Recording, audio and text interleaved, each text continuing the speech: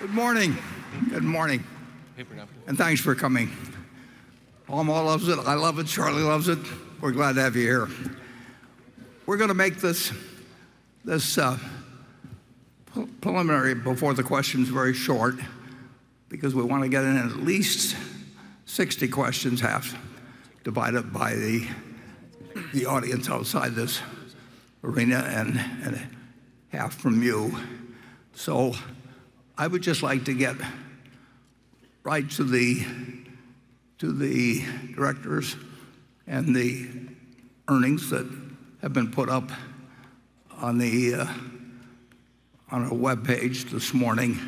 But we'll cover those very fast, and then we'll get to the questions. Now, when I woke up this morning, I realized that we had a competitive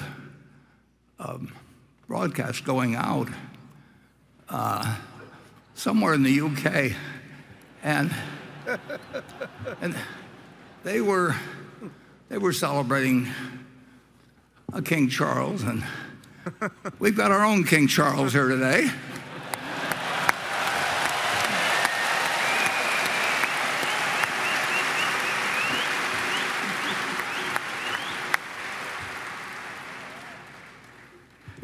And next to him we have Greg Abel, who's in charge of all the operations except for insurance. Next.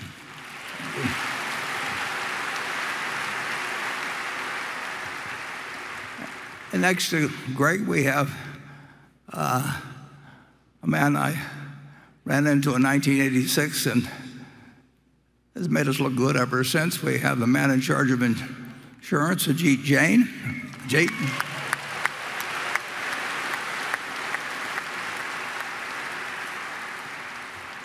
And now we have our directors here in front, and if they would just stand briefly, and then I'll go on to the next one. And they're all here today. First of all, doing alphabetically, there's Howard Buffett.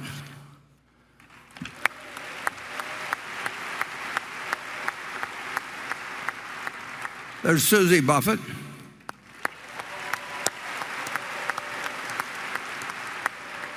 There's Steve Burke.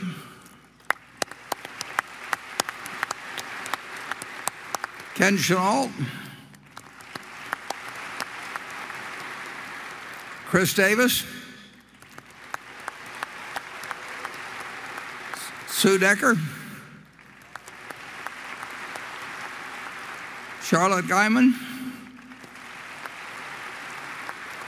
Tom Murphy Jr., Ron Olson, Wally Weiss, and Merrill Whitburn. That's as good as you can get. And there's one other person I would like to mention before we get on to the earnings that were put on in the press release this morning. And that's, well, let's see who we have here. We've got, this is hard to believe. Can you imagine a name? Melissa Shapiro Shapiro. And she was Melissa Shapiro till she married another Shapiro.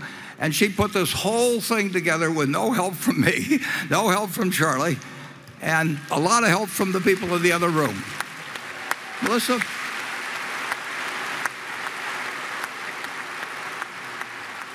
Yeah, it's very easy. If you can remember her second name, you can remember her third name. So Melissa Shapiro Shapiro. And with that, I would like to next move on to the earnings and a couple small slides that explain what we're all about, and then we're going to get to the Q&A. And the slide is up behind me. Yeah, there it is. We reported in the first quarter operating earnings a little over $8 billion. And when we talk about operating earnings, we're basically referring to the earnings of Berkshire Hathaway as generally, as required under GAAP, excluding, however, capital gains, both realized and unrealized. There's a few other very minor items, but basically, we expect to make capital gains over time. Why would we own the stocks otherwise? It doesn't always work out, but overall, it works out pretty well over time.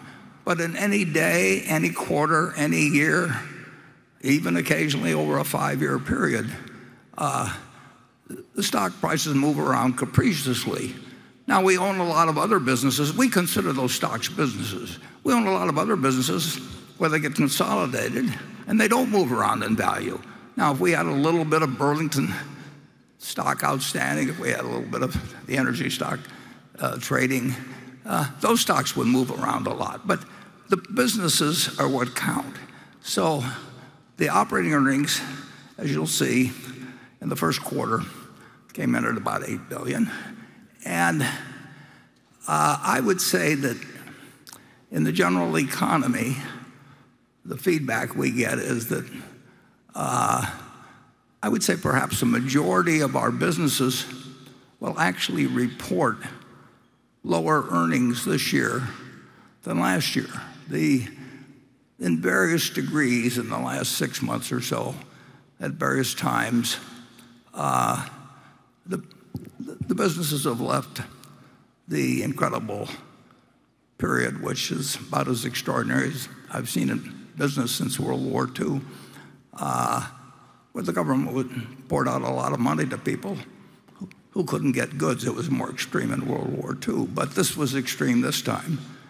And it was just a question of getting goods to deliver, and people bought, and they didn't wait for sales. And if you couldn't sell them one thing, they would put another thing in their backlog. It was an extraordinary period, and that period has ended. It hasn't ended with, as you know, it isn't that employment's fallen off a cliff or anything in the least, but it is a different climate than it was 6 months ago, and a number of our managers were surprised. Some of them had too much inventory on order, and then all of a sudden it got delivered, and people weren't in the same frame of mind as earlier. And now we'll start having sales at places where we didn't need to have sales before. But despite the fact that this year, I think in general, will be slower than last year, we actually are situated so that I would expect, and believe me, when I say expect, it's nothing is sure. Nothing's sure tomorrow, nothing's sure next year, and nothing is ever sure, either in markets or in business forecasts or anything else. And we don't pay much attention to markets or forecasts unless the markets happen to offer something interesting to do. But nevertheless, we are positioned in two respects, as you'll see from this first report. Our investment income is going to be a lot larger this year than last year, and that's built in. I mean, we had, as you'll see in a minute, we've had $125 billion or so in very short-term investments, and believe it or not that long ago, we were getting 4 basis points, which is next to nothing, on that $125 billion, which means we were getting $50 million a year. And now the same money, just day before yesterday, we actually bought, because of some funny twist in the market, because of doubts about the deficit ceiling, or the debt ceiling, we bought $3 billion of bills at a 5.90. That's 5.9. It's a 5.92 bond equivalent yield. So we will have what produced us not that long ago on a 12-month basis was producing $50 million a year, producing something in the area of $5 billion a year. So we're in a position where the investment income is essentially, well, it is certain to increase quite a bit. And insurance underwriting is not it does not correlate with business activity. It depends on things like hurricanes and earthquakes and other events. So on a prospective basis, on a probability basis, we're likely to have a better year this year in insurance underwriting than we had last year. It just isn't affected by what you might call the business cycle or what applies to generally in industry, retailing, you name it. So I would expect in one massive earthquake or one hurricane that came in at just the wrong place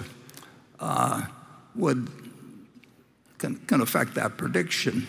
But on a probabilistic basis, our insurance looks better this year. So if you get two of the elements there of our main elements of earnings that look like they will swing in our direction, I would expect, but I can't promise, that our operating earnings will be greater than last year. And if we'll move to the second slide, I give you those operating earnings figures just to give you an overview of what has happened since the pandemic started and off the year before as a base. And we retain all our earnings, as you know. So if we're retaining 30 or 35 billion or whatever it may be a year, you should expect more operating earnings over time. I mean, this number should be significantly higher 5 or 10 or 15 years from now because we have the advantage of retaining earnings. And that's what got us to these figures, because they were essentially nothing when we started. And they got there by retaining earnings, and we'll keep retaining earnings. So it's no great triumph if these numbers move up. And what we hope is that they move up at a reasonable rate. Historically, they moved up at an unreasonable rate sometimes, but we were working with much smaller sums then. And that can't be repeated with our present capital base. Because I note there, I believe it's on this slide. Let's take a look. Now that'll be, let's see, it's on the, well, on the next page. Let's move to the next slide. We show that we had on March 31st now 504 billion of GAAP net worth. Now, what might surprise you is that there's no other company in the United States, no other company that has a number that is that large. Now, that isn't because we've got the most valuable company in the United States. Other companies have used their money to repurchase shares. They could have accumulated 504 billion in GAAP. But basically, we have more under GAAP accounting now than any other company in the U.S. And of course, if you measure return on equity, that becomes a very big number to increase at a rapid rate, but we hope to do so. Not a rapid rate, a decent rate. And right below that, you see something called float. And float is money that is left in our hands, somewhat akin, but very importantly different than a bank deposit. But you have to pay interest to get a bank deposit. You have to pay more interest these days, and you have to run a bank and do a lot of things. And basically, this is money that represents unpaid losses at this time. You get paid in advance in insurance. So what shows up as a net liability on our balance sheet gives us funds to exercise with an amount of discretion that no other insurance company that I know of in the world enjoys, just because we have so much net worth. And our float now comes to 165 billion, and the man sitting on the far left is responsible for moving that number up from a pittance in 1986 to this incredible figure, which in most years, practically all years, hasn't cost us anything. So it's like having a bank with no employees, no interest, and no ability to withdraw the money in a hurry that we have working for us. And it's a very valuable asset that shows up as a liability. And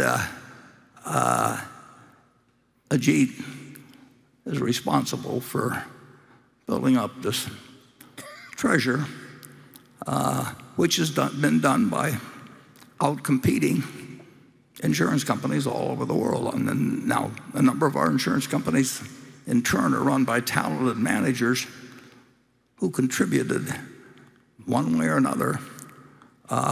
Start with Geico at the beginning of my career. And that float, if you think about it, just think of a balance sheet. You've got liabilities here, and you got assets over here. And the liability side finances the asset side. It's very simple. And stockholders' equity finances it, long-term debt finances it, and so on. But stockholders' equity is very expensive in a real sense.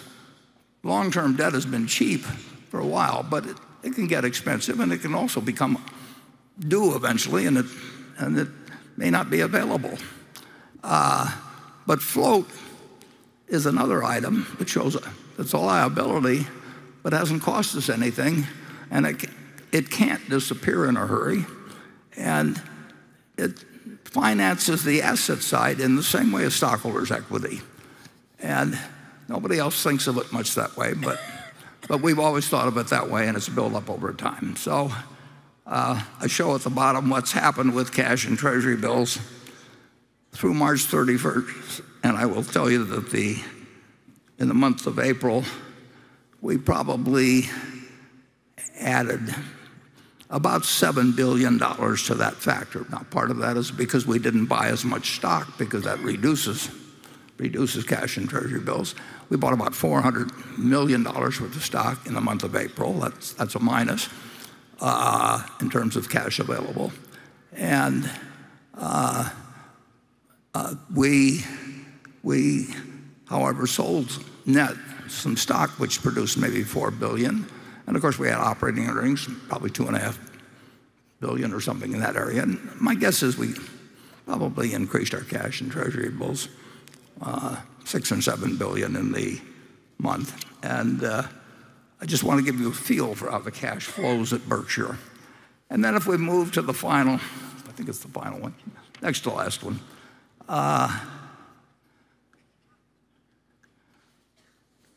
No, I think it is the last one. Let's see, is the fourth? Yeah, we should have the one up there, Class A equivalent shares outstanding. And you'll notice that every year the number of our shares go down. So if we own more businesses and the businesses make more money, your share as shareholders, as owners of Berkshire, increases every year without you laying out any money. Now, you're laying out the alternative, which you could receive in dividends, but the reason we've gotten to where we are is because we kept the money. We did pay a dividend in 1967, 10 cents a share. It was a terrible mistake. And I always tell people that I'd left for the men's room and the directors voted while I was gone, but that isn't true. I was there, I confess.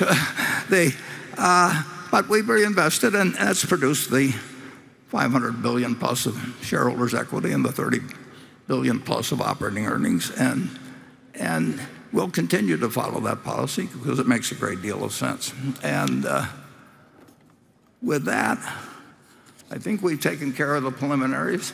You can study the 10Q is on the web page, and if you have a week or two vacation, you could spend it reading the 10Q. But that is the essence of Berkshire, and with that I will start with Becky Quick, and we will alternate between Becky and the audience, and her questions have come in from all over the country, and I believe you identified the sender, and go to it, Becky. Thanks, Warren.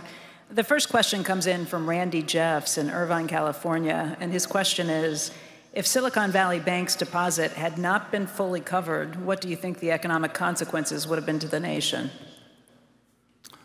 Well, I would just simply say it would have been catastrophic. And that's why they were covered. And even though the FDIC limit is $250,000, that's the way the statute reads, but that is not the way the U.S. is going to behave any more than they're going to let the debt ceiling cause the world to go into turmoil. And I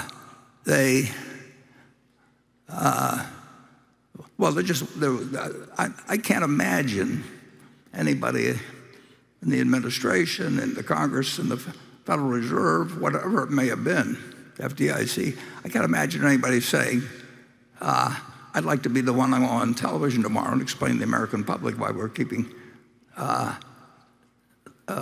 only $250,000 insured, and we're going to start a run on every bank in the country and disrupt the world financial system. So I think it was inevitable. Charlie, do you have any? No, I have nothing to add.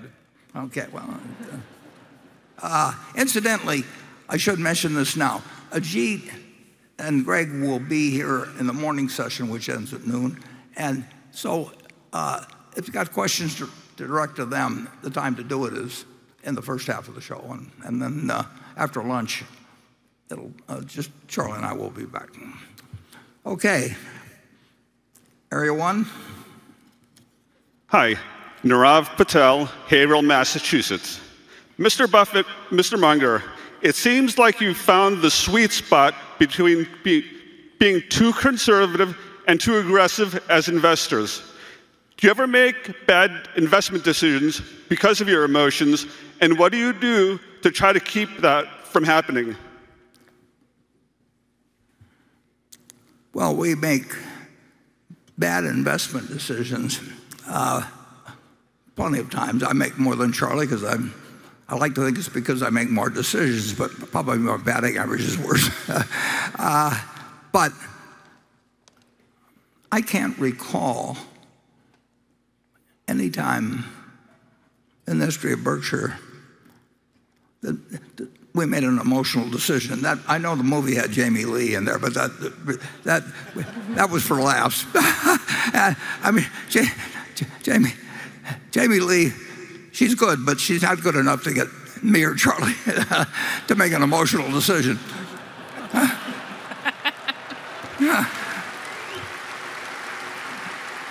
Charlie, I'm sure you have something to add on that. Well, it's a different movie than is shown at most corporate meetings. Yeah. But have we ever made an emotional decision? No. Oh, yeah. That's in business we're talking about. Yeah. Yeah. No, you don't want to be a no emotion person in all of your life, but you definitely want to be a no emotion person in making an investment or business decision. You can argue that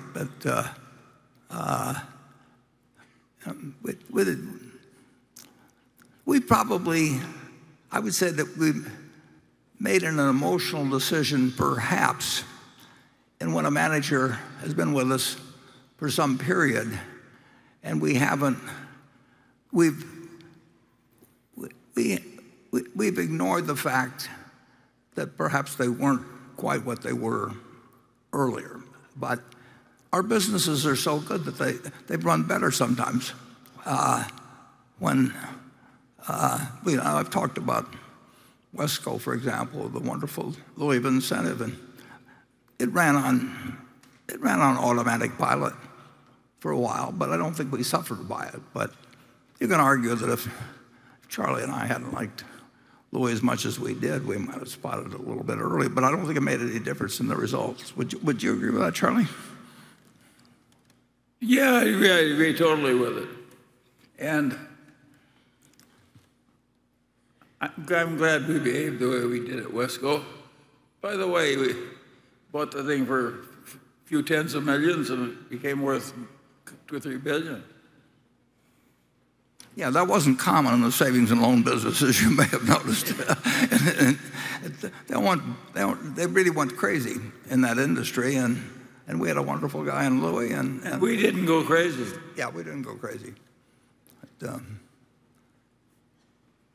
okay, Becky?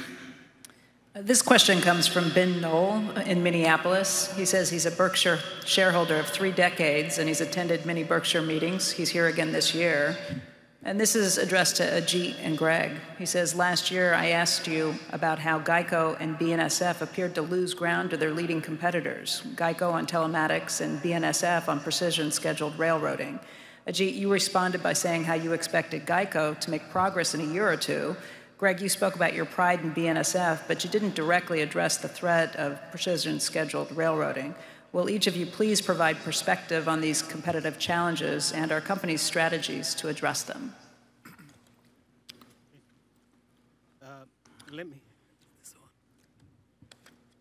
In terms of GEICO and telematics, let me make the observation that GEICO has certainly taken the bull by the horns and has made rapid strides in terms of trying to bridge the gap in terms of telematics and its competitors.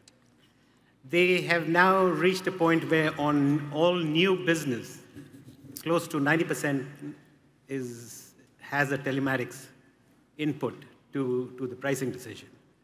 Unfortunately, less than half of that is being taken up by the policyholders. The other point I want to make is even though we have made improvements in terms of bridging the gap on telematics, we still haven't started to realize the true benefit. And the real culprit or the bottleneck is technology. GEICO's technology needs a lot more work than I thought it did. It has more than 500, actually more than 600 legacy systems that don't really talk to each other. And we're trying to compress them to no more than 15, 16 systems that all talk to each other. That's a monumental challenge, and because of that, even though we have made improvements in telematics, we still have a long way to go because of technology. Because of that, and because of the whole issue more broadly in terms of matching rate to risk, GEICO is still work in progress. I don't know if any of you had a chance to look at the first quarter results, but GEICO has had a very good first quarter, coming in at a combined ratio of 93 and change, which means a margin of 6 and change. Even though that's very good, it's not something we can take to the bank because there are 2 unusual items that contributed to it. Firstly, we've had what is called prior year reserve releases. We've reduced reserves for the previous years, and that contributed to it. And secondly, every year, the first quarter tends to be a seasonally good quarter for auto insurance writers. So if you adjust for those 2 factors, my guess is the end of the year, GEICO will end up with a combined ratio just south of 100, as opposed to the target they're shooting for is 96. I hope they reach the target of 96 by the end of next year. But instead of getting too excited about it, I think it's important to realize that even if we reach 96, it'll come at the expense of having lost policyholders. There is a trade-off between profitability and growth, and clearly we're going to emphasize profitability and not growth, and that will come at the expense of policyholders. So it'll not be until 2 years from now that we'll be back on track, fighting the battles on both the profitability and the growth front. Greg? Yep. Moving to BNSF, I'll start again by expressing great pride in the BNSF team. We have an exceptional group led by Katie and her managers that show up every day to do great work on the railroad. At the same time, they would be the first to acknowledge there's more to be done there. The specific reference to precision scheduled railroading. The other large railroad, Class A railroads in the US follow that, and including the 2 in Canada. We're well aware of what they're doing and obviously pay close attention to their operating metrics. And our team strives every day to be more efficient, obviously. I would say we balance it with the needs of our customers. If I look back to pre-2022, so we look at the 3-year period of 2019, 2020, 2021, the BNSF team made significant progress on their efficiencies and delivering overall value back to the shareholders and to their customers, and at the same time maintaining a very safe railroad for our employees. So we're making excellent progress. That didn't stop last year. They made great progress again. The reality in 2022 is we did go through a period of time where we had to call it reset the railroad. We came out of the pandemic, there were the supply challenges. We had certain other labor issues and other things going on at the port. And the reality is our team prioritized getting the railroad back in place for the long term, not a short-term focus on hitting certain operating metrics in 2022. We're well aware of where we were relative to those metrics, but the real focus was to get the railroad reset in a safe manner such that we could deliver long-term value and long-term service to our customers. And that's really what we'll continue to see with that team. There'll be continual progress. There'll be years where it's not as quickly or even we go backwards, but over the long term, we'll see exceptional results from that team and couldn't be more proud that we have that asset. Thank you. I would just, well, both of them deserve applause. I would like to add one thing.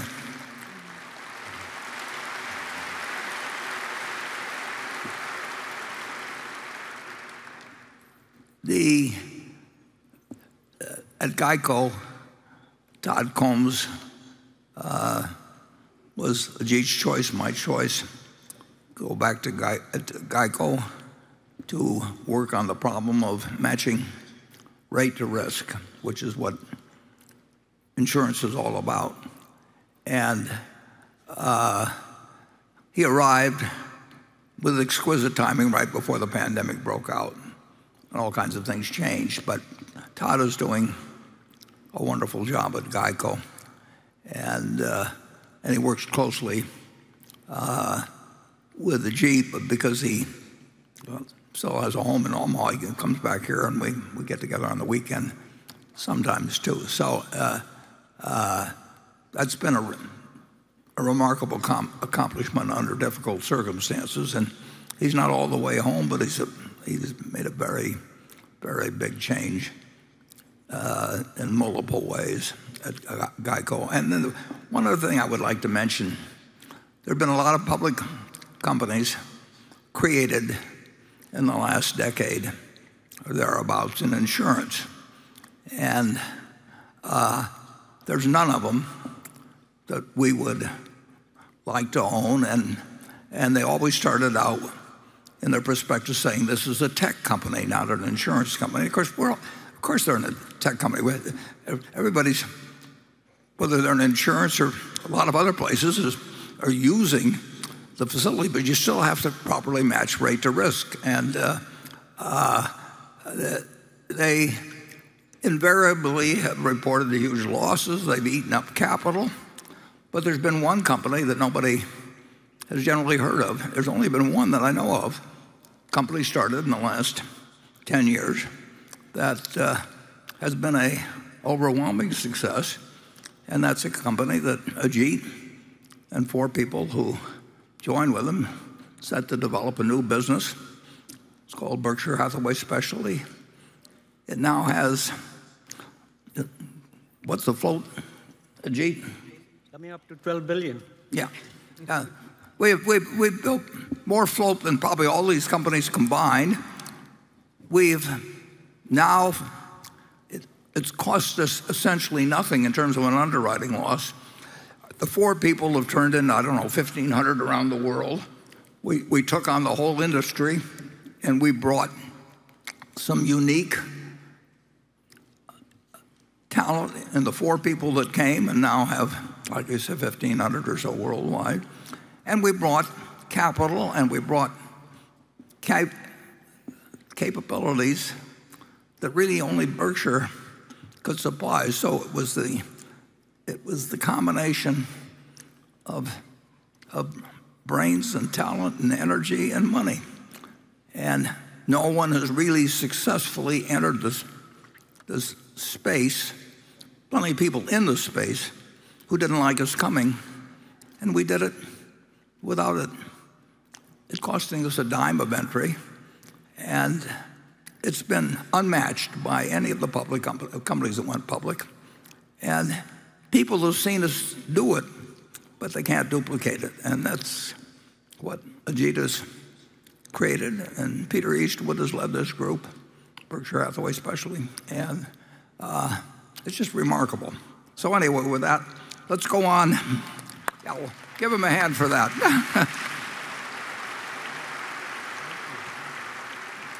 Okay, let's go to section 2.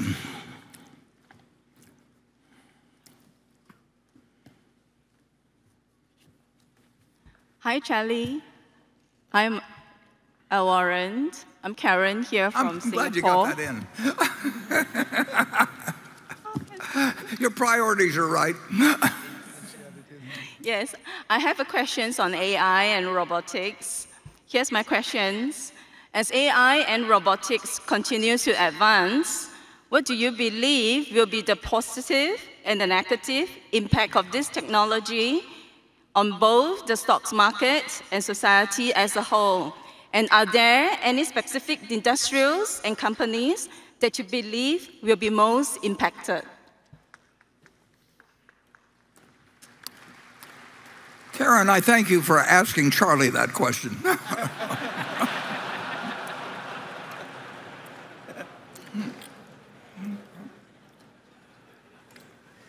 Well, if you went into BYD's factories in China, you would see robotics going in at an unbelievable rate. So we're going to see a lot more robotics in the world. I am personally skeptical of some of the hype that has gone into artificial intelligence. I think old-fashioned intelligence works pretty well.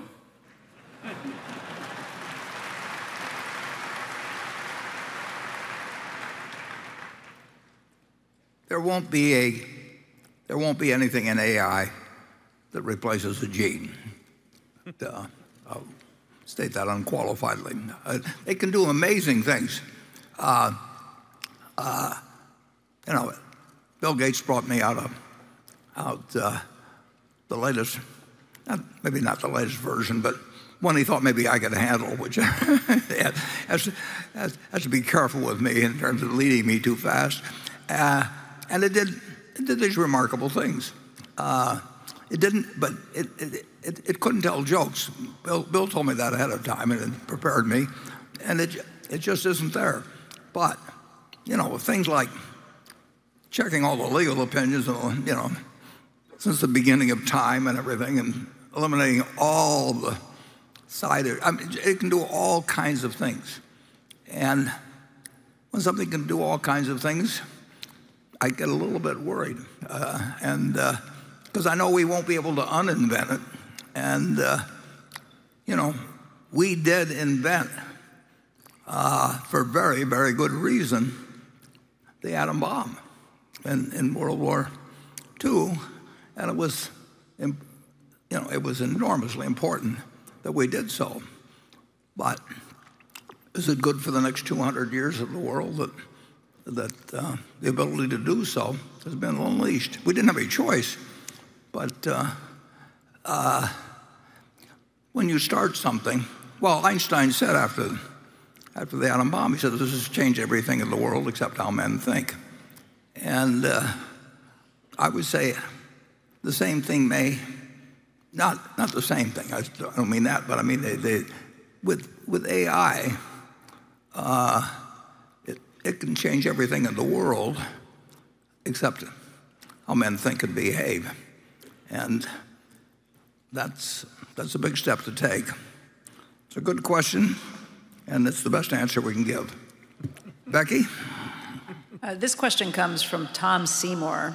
He says, the first sentence of a recent Financial Times article read, Charlie Munger has warned of a brewing storm in the U.S. commercial property market, with American banks full of what he said were bad loans as property prices fall. Please elaborate on what's going on in commercial real estate. How bad will the losses be, and what sectors or geographies look particularly bad? I'll just add an addendum from another viewer who wrote in and wanted to know if Berkshire would be more active in commercial real estate as a result.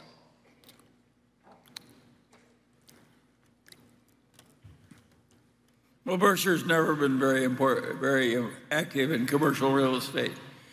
It works better for taxable investors than it does for corporations taxed the way Berkshire is. So I don't anticipate huge effects on Berkshire, but I do think that the hollowing out of the downtowns in the United States and elsewhere in the world is going to be quite significant and quite unpleasant. I think the country will get through it all right, but as they say, it will often involve a different set of owners. Yeah, and the buildings don't go away, but the owners do. Well, but most people like to buy with non-recourse in real estate, and one time I asked Charlie, there was some real estate guy we were talking to, and how do they decide how much a building like this is worth? And the answer is it's whatever they can borrow without signing their name. And if you look at real estate generally, you'll understand what the phenomena that's happening if you remind yourself that that's the attitude of most people that have become big in the real estate business, and it does mean then that the lenders are the ones that get the property, and of course they don't want the property usually, so then the real estate operator counts on negotiating with them, and the banks tend to extend and pretend, and there's all kinds of activities that arrive out of commercial real estate development, which occurs on a big scale, but it all has consequences, and I think we are starting to see the consequences of people who could borrow at 2.5% and find out it doesn't work at current rates, and they hand it back to somebody that gave them all the money they needed to build it. Charlie's had more experience in real estate. Charlie got us started in real estate, though. I mean, Charlie. Yes, it's difficult. I like what we do better. Well, as Charlie once said to me when I was leaving his house a few months ago, I was visiting him. We talked for a couple of hours, and I said to Charlie as I left, there wasn't anybody else in the house, and I said, except one daughter, and I said, Charlie, I'll just keep doing what we've been doing. And Charlie said, without looking up or pausing a second, he said, that's all you know how to do, Warren. Yeah. He was right, too. Station 3, is it? Hi, my name is Jala Z. I'm from Santa Clara, California. And my question is to Charlie and Warren.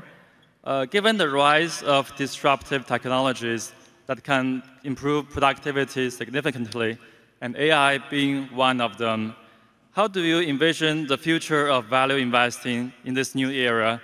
And what adaptations or new principles do you think investors should adopt?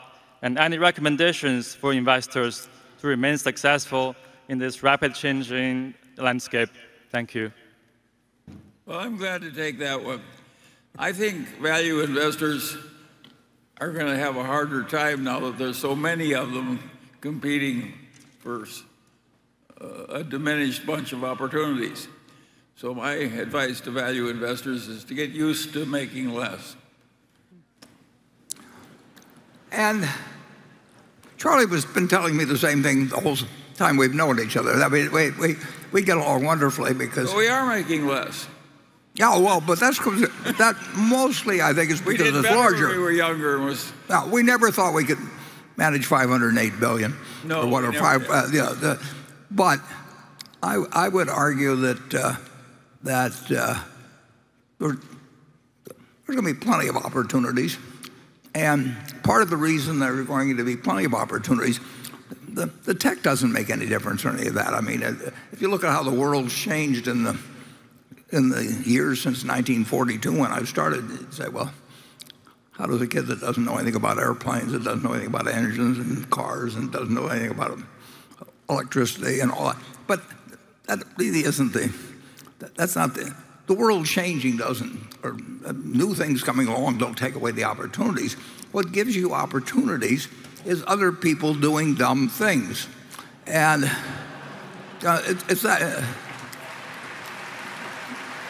And I would say that, well, the 58 years we've been running Berkshire, I would say there's been a great increase in the number of people doing dumb things, and they do big dumb things, and the reason they do it to some extent is because they can get money from other people so much easier than when we started. So you could start 10 or 15 dumb insurance companies in the last 10 years, and you could become rich if you were adroit at it, whether the business succeeded or not, and the underwriters got paid, and the lawyers got paid.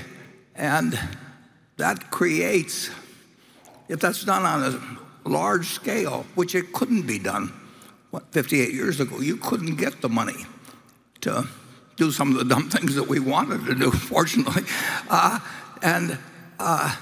So I think that investing has disappeared so much from this huge capitalistic market that anybody can play in, but that the big money is in selling other people ideas. It isn't outperforming. And I think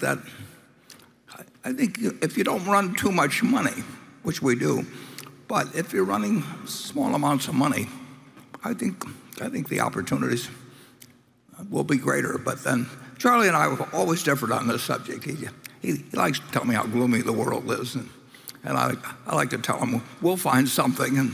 And so far we've both been kind of right. Charlie, wouldn't you? Will you budge an inch on that or not?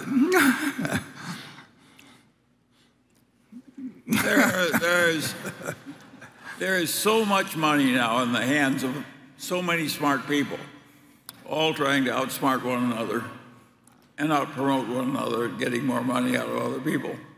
And it's a radically different world from the world we started in. And I suppose it will have its opportunities, but it's also going to have some unpleasant episodes. But they're trying to outsmart each other in arenas that you don't have to play. I mean, if you look at that government bond market, the Treasury bill market, I mean, you've got this one bill that's out of line with the others. We bought over $3 billion of it the other day, but those are people.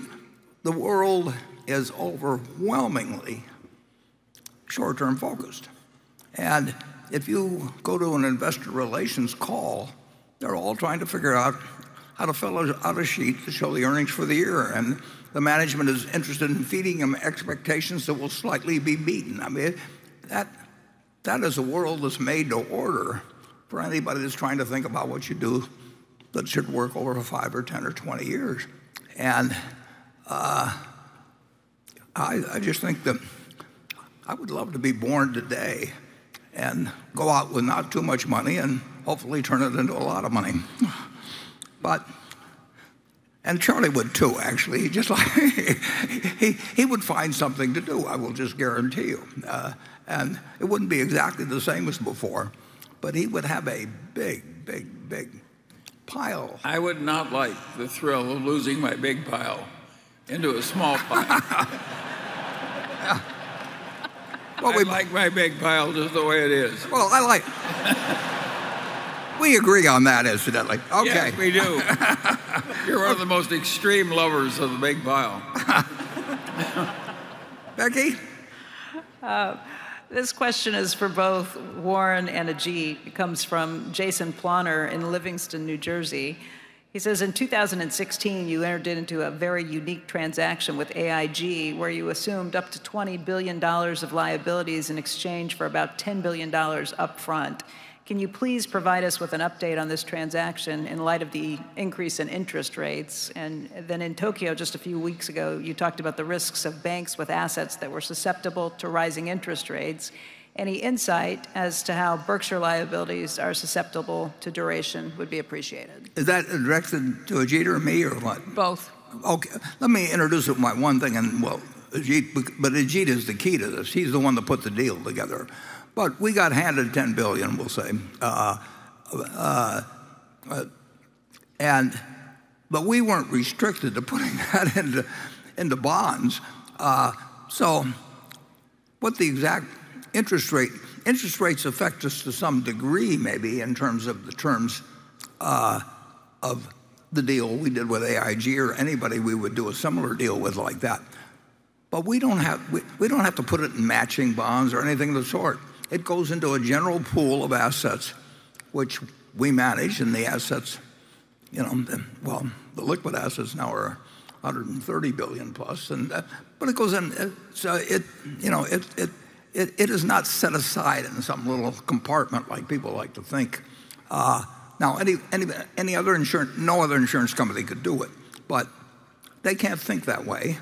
They aren't even used to thinking that way, but they can't think that way because they don't have our balance sheet. We account for 26% or something like that of the net worth of all property casualty companies in the United States.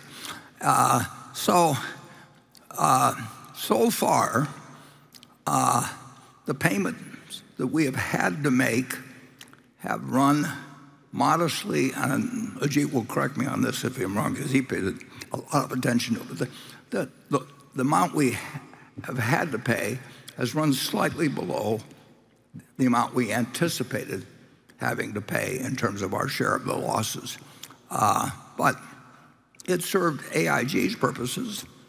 It came to us where we are in a unique position. There's nobody else that was able to write that, just like when we took on the Lloyds. I mean, Lloyds said there was no choice other than Berkshire Hathaway when they essentially resuscitated their market by laying off a lot of liabilities on Berkshire Hathaway. So we won't see those deals very often.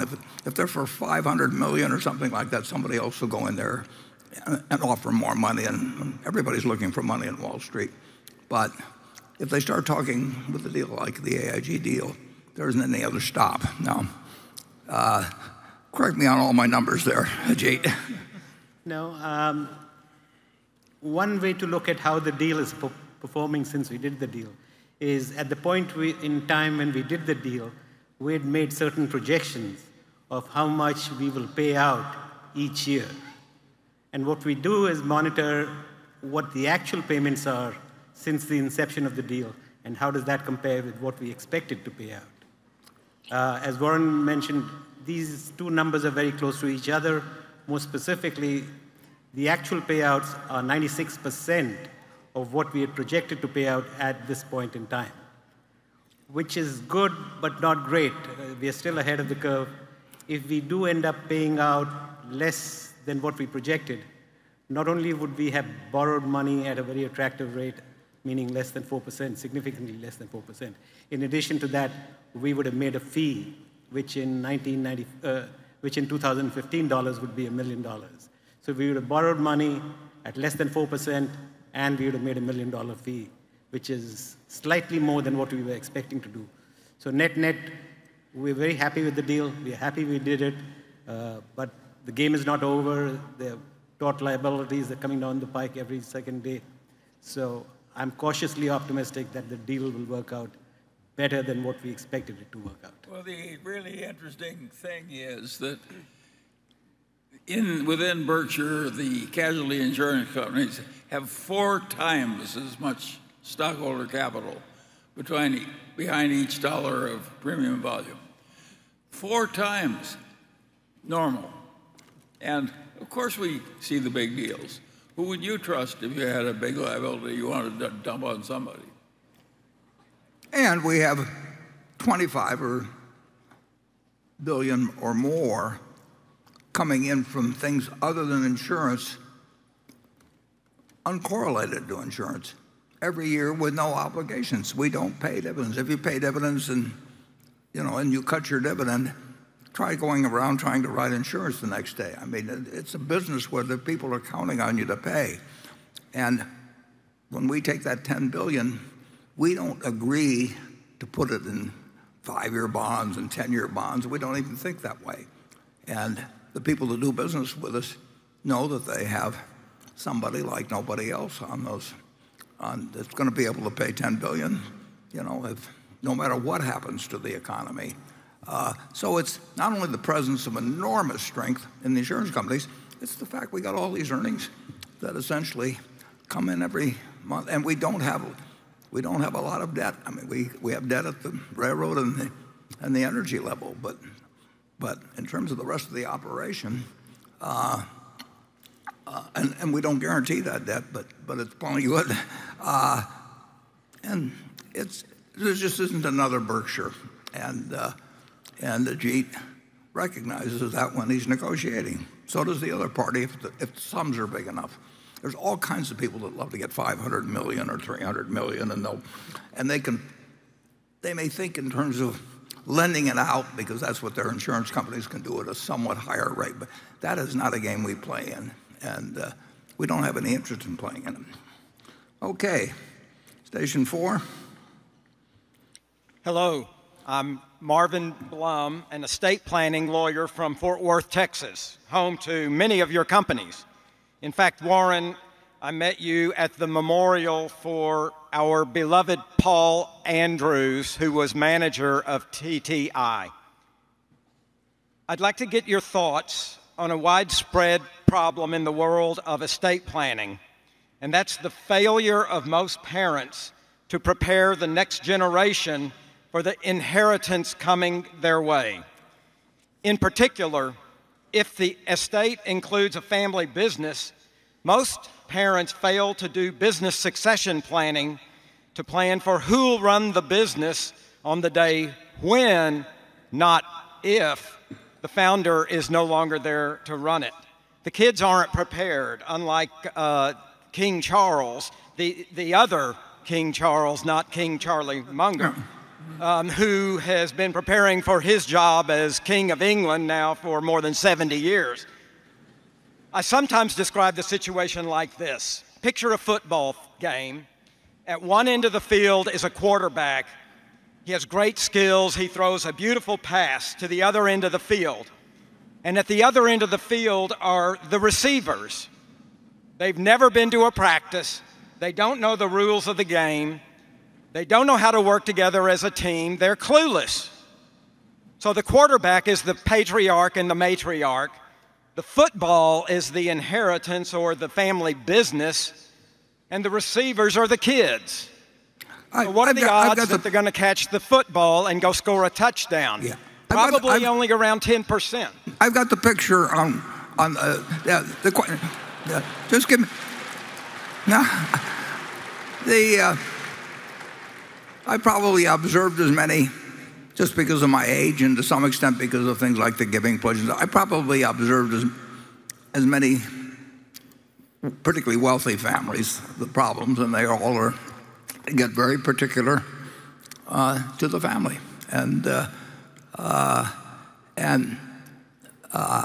in my family, I do not sign a will until my 3 children have read it, understand it, and made suggestions. Now, my children are in their 60s, and that would not have been a great success if I'd done the same thing at their 20s. It depends on the family. It depends on how the kids feel about each other. There's all kinds of things. It depends on the kind of business you have. So there's 1,000 variables.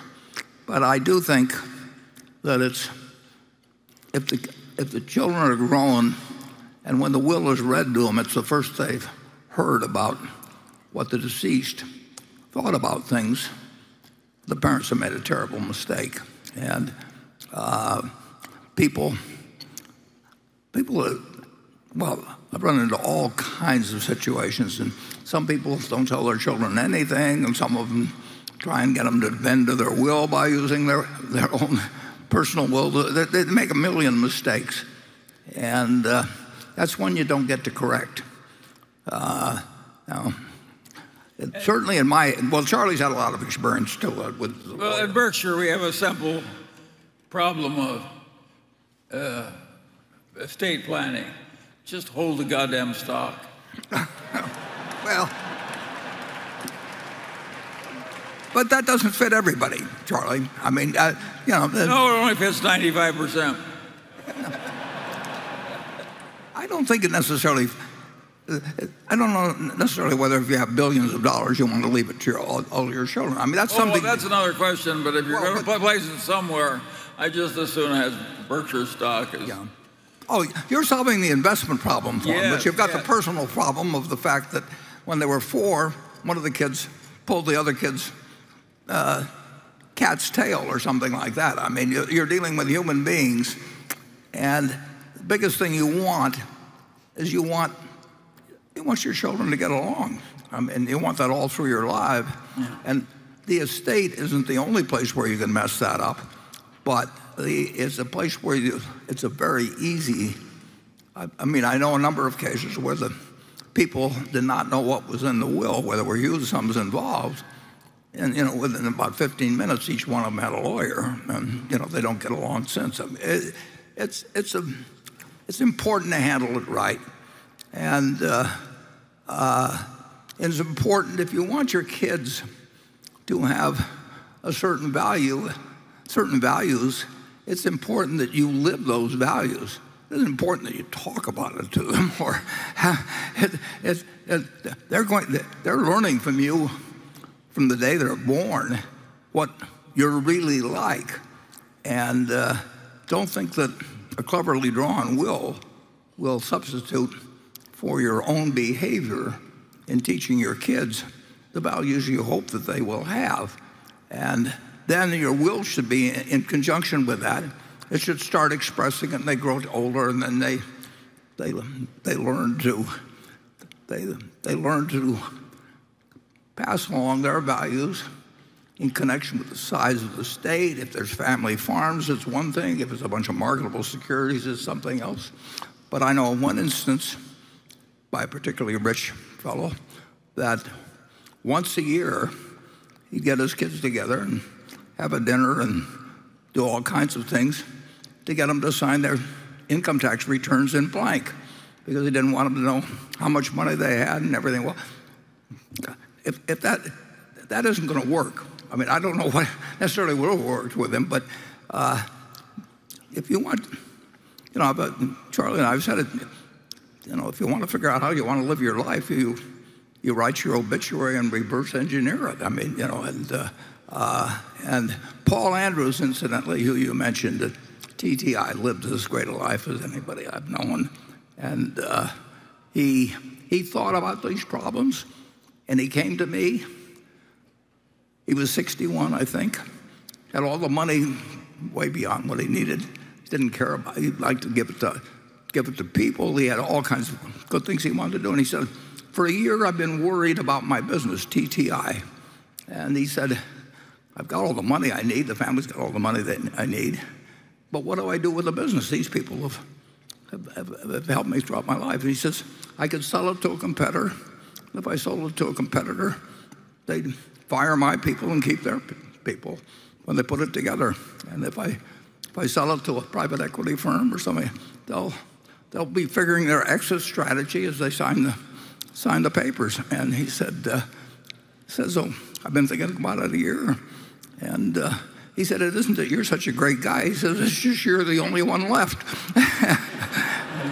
And we bought it, and we lived happily ever after. And that was a man that knew what life was about. So with that, let's go on to Becky.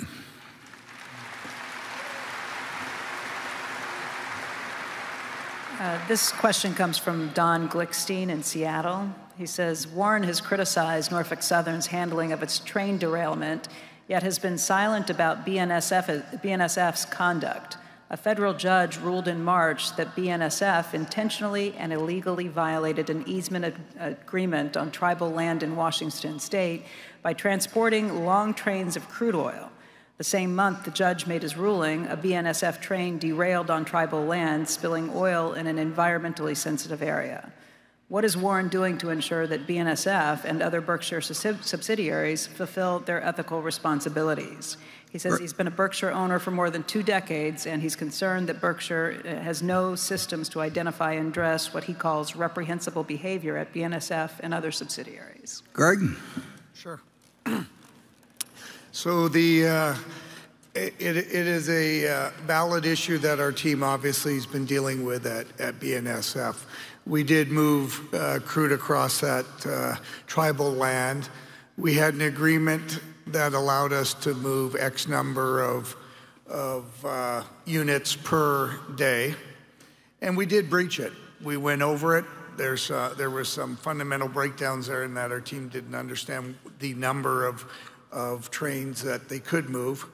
We have had significant discussions with the tribe looking to resolve the issue, recognizing we obviously benefited from moving those trains, and those type of discussions will continue. I would say there's lessons learned there that we have to, when we make a commitment, understand what that commitment is and live by it, or don't assume we can just move our trains as we wish, or the cargo as we wish. We have to respect those agreements. So there's been a moment learned there, but at the same time, we've taken it very seriously and attempted to reach a resolution there. And at some point, I hope we do come to a true resolution that's fair both to the tribe and to BNSF. On the derailment side, we did have an issue around the track derailed. We worked very closely with the tribe to mitigate that issue instantly, or at least over a very reasonable period of time. They were very responsive. Our team was very responsive, and there were really no long-term environmental impacts to that spill. And as our teams highlighted in other comments, obviously derailments do occur in the industry.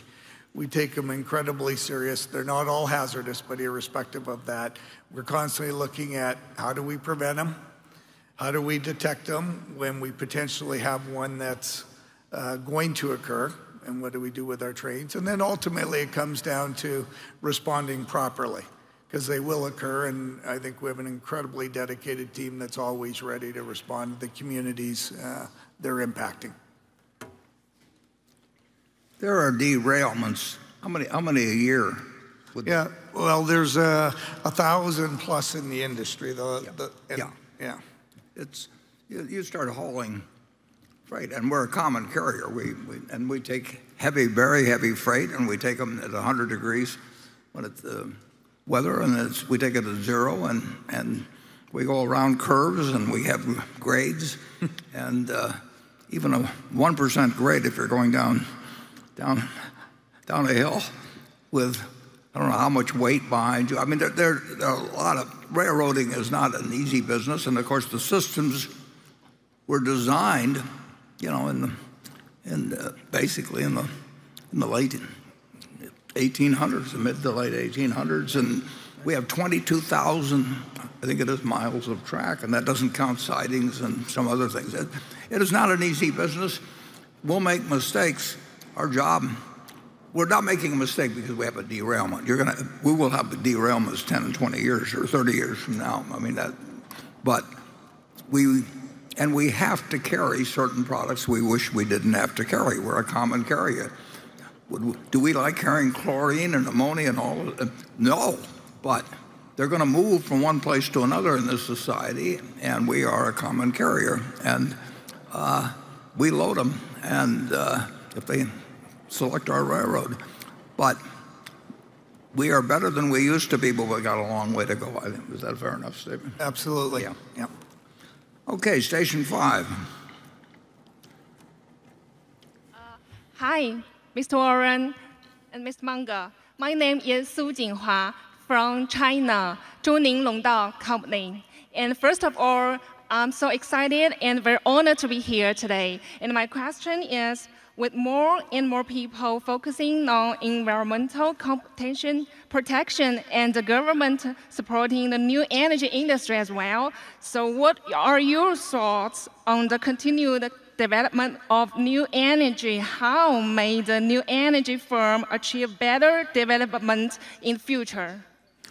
Yeah, well, Greg, I think is the best to answer that because since we bought a company called Mid-American, but now called Berkshire Hathaway Energy, but he's been talking about it yearly, preparing reports, hoping that we can help solve a number of the problems, and we probably spent more money than any utility, I would guess, in the United States. Absolutely. Yep. And we've just scratched the surface. But it is not easy when you cross state lines. I mean, you've got different jurisdictions, and this country should be ahead of where it is in terms of transmission, and we have been the biggest factor in helping that. But why don't you tell them a little bit about it? Sure. Thanks, Warren. So there's no question there's an energy transformation going on around the globe, and as Warren touched on, in the U.S., and in some ways I would hope here in the U.S. it would be we'd at least have a clear plan across the nation as to how to approach that. But the reality is it is state by state, with some exceptions. But so as a result, when you think of Berkshire Hathaway Energy, we own 3 U.S. utilities there, and they'll participate in multiple states. But they're developing plans state by state and then trying to integrate them across the various states. The opportunities are significant because there is a transformation going on. We've outlined our goal on where we're going relative to carbon at BHE, where they'll, by 2030, reduce their carbon footprint by 50% relative to 2005. So that's the Paris Accord and the standard they want to hold the utility industry or the utility companies to. And we're well on that path, but to achieve it is a true journey. I've often talked to Warren. When we bought Pacific Corp back in the mid-2000s, we immediately recognized to build a lot of renewable energy like we'd been doing in the Midwest and Iowa, but that was basically in a single state. Now Pacific Corp, we're in 6 states. We started that back in the mid-2000s. Here we are, and we laid out a great transmission plan. Here's how we're going to build it. Here's how we're going to effectuate it, and all the benefits for our customers over that period of time. Here we are in 2023, and we have a little more than a third of that. At the time, it was a $6 billion transmission project. Today, we have a little more than a third of it built, and we've spent probably closer to $7 billion. And it's the right outcome. It's still a great outcome for our customers, but that transmission, you absolutely, as part of the transformation, you absolutely have to build it to move all that renewable energy. And that's sort of the complexity Warren was highlighting. It is you can't just wake up one day and solve this problem. You start with transmission and then you build the resources. But at that same company, and if we look at what we're doing across BHE Energy and that energy transformation, we have $70 billion of known projects that are really required to properly serve our customers and achieve that type of energy transformation across those utilities, and that's in the coming 10 years. So we have a team that's absolutely up to the challenge. They're delivering on their commitments, and it's a very good business opportunity for each of our companies and for our shareholders, because as we deploy that capital, we obviously earn a return on equity of it. So, but it will be a long journey. It'll happen over an extended period of time, and the further you get out there, the more dependent upon the evolution of a variety of technologies that are progressing but not there yet. So. You've raised a question that I want to just take an extra minute on because it's so important, and I don't really know whether our form of government is ideal at all in terms of solving the problem you describe. we have solved at one time. In World War II, we took a country that was semi-limping along, and we found ourselves in a world war. And what we did in a world war is we brought a bunch of people to Washington at $1 a year, whether it was Sidney Weinberg or Goldman Sachs, you just name them. And we gave them enormous power to reorient the resources of the United States to face the problem that they faced, which was to create a war machine. And what they did was they found Henry Kaiser, and told him to build ships. And they went to the Ford Motor Company and said, you build tanks and some airplanes. And they reordered the industrial enterprise of the United States in a way that was unbelievable, because they had the power of the federal government and they had the ingenuity of American business and they had the facilities of American business, and it led to a very successful outcome. But can we do that in a peacetime where you've got 50 states and you have to get them to cooperate, and you don't have anyone that you can issue orders, but you can't designate where the capital goes at the other end? And we try and do it with tax incentives and all of that sort of thing, but we haven't created the unity of purpose and the machinery that worked in World War II, where essentially everybody felt their one job was to win the war, and we figured out how to use our industrial capacity to, in effect, defeat the Axis powers. And how do you recreate that with the present democratic system? I'm not sure I know the answer, but I sure know the problem. And I think that if you can think of if you've got an emergency on your hand, you really need to re-engineer the energy system of the United States.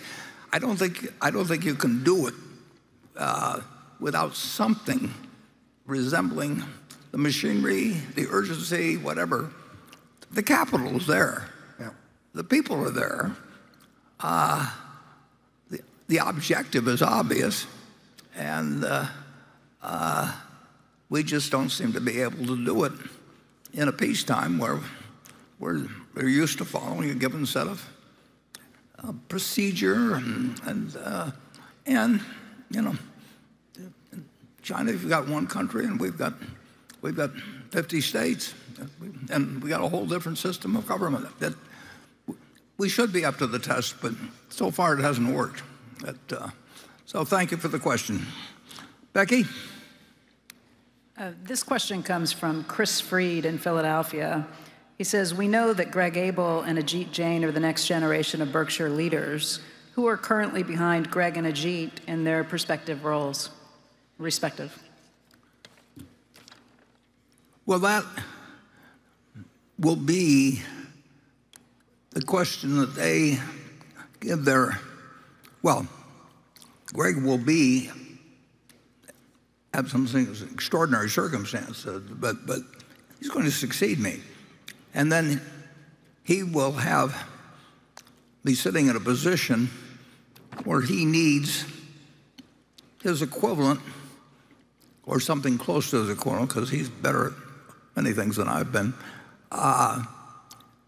He will need that substitute. And when the question comes where we know Ajit's opinion on that, but Greg will probably be the one that will make the final decision. I mean, it's his responsibility. And Ajit will give him his best advice, and I think the odds are very, very, very high that Greg would follow it. So, but those are not easy questions. It isn't like everybody talks about the executive bench and all of that sort of thing, which is baloney. I mean, you don't have that many people that can run the largest gap net worth company and all kinds of diverse businesses. But you don't need 5 people either. And you need a lot of good operating managers, and you need somebody at the top that allocates capital and make sure that you've got the right operating manager. And we've designed something where we separate the insurance and the rest of the business, and I think it's a very good design. But they would not be smart, we wouldn't be smart to name that decision now about the two different areas of the business, because a lot can change between now and then, and the most likely change is that this job changes. Charlie? I've got nothing to add.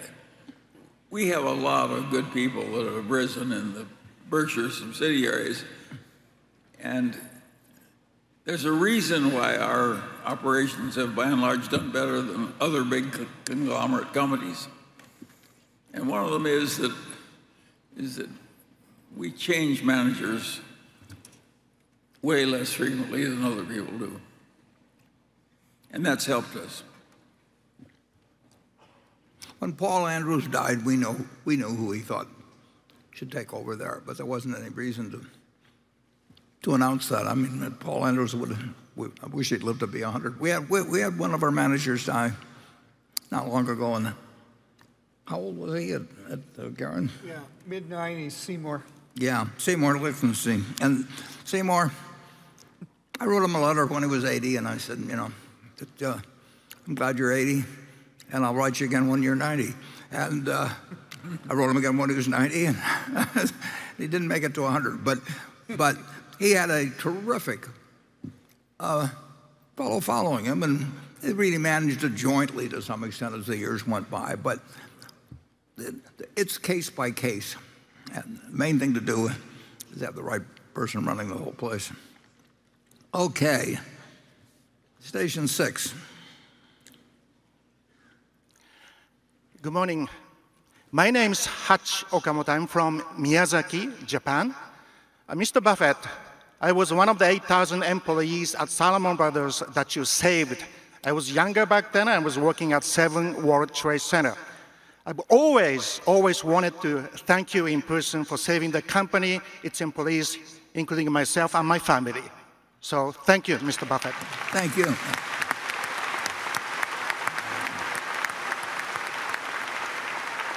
And thank Derek Maughan, who actually had been over in Japan before that, and who I met for the first time the day before I put him in, and he turned out to, it wouldn't have worked if Derek hadn't come. So whatever you taught him in Japan, thank you.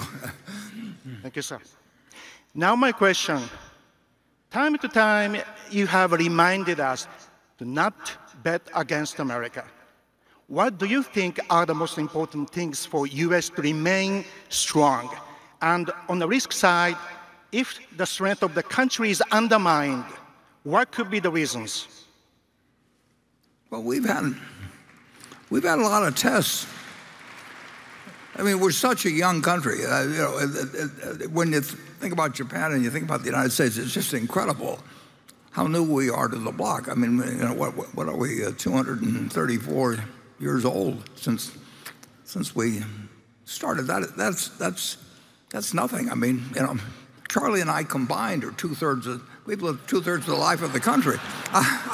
So, and I mean, it really has. I mean, we've been tested at 46 national elections, and we made some bad choices, and we've had a civil war. I mean, so the country has had enormous advantages, though, in some way, because we started with 0.5% of the world's population in 1790, and we now have something close to 25% of the world's GDP. And it wasn't because we had some incredible advantage in terms of land. It was nice to have two oceans on each side back when people tried to rule the world by ruling the waves. But and we had good neighbors in Canada and Mexico, but it's a miracle. And you say, how do we keep the good parts of this system while calling out our obvious defects? And we do it in a very herky-jerky manner. But net, the United States is a better place to live than it was when I was born by a huge factor. I mean, I just got a root canal a week ago, and I was just thinking, I don't know who even invented Novocaine, but I'm for him. You know, I mean,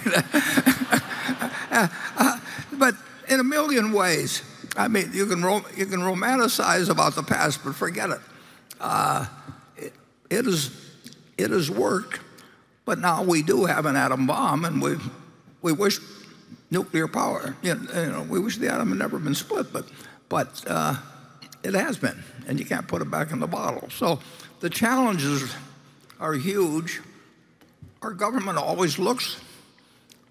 You know, my dad was in Congress back in the 1940s, and it looked like a mess then, you know, although it was unified by the war to some degree, but it was still very partisan. Now, the problem we have, I think, is that partisanship, it seems to me, has moved toward tribalism, and tribalism just doesn't work as well. I mean, when it gets to tribalism, you don't even hear the other side, and tribalism can lead to mobs.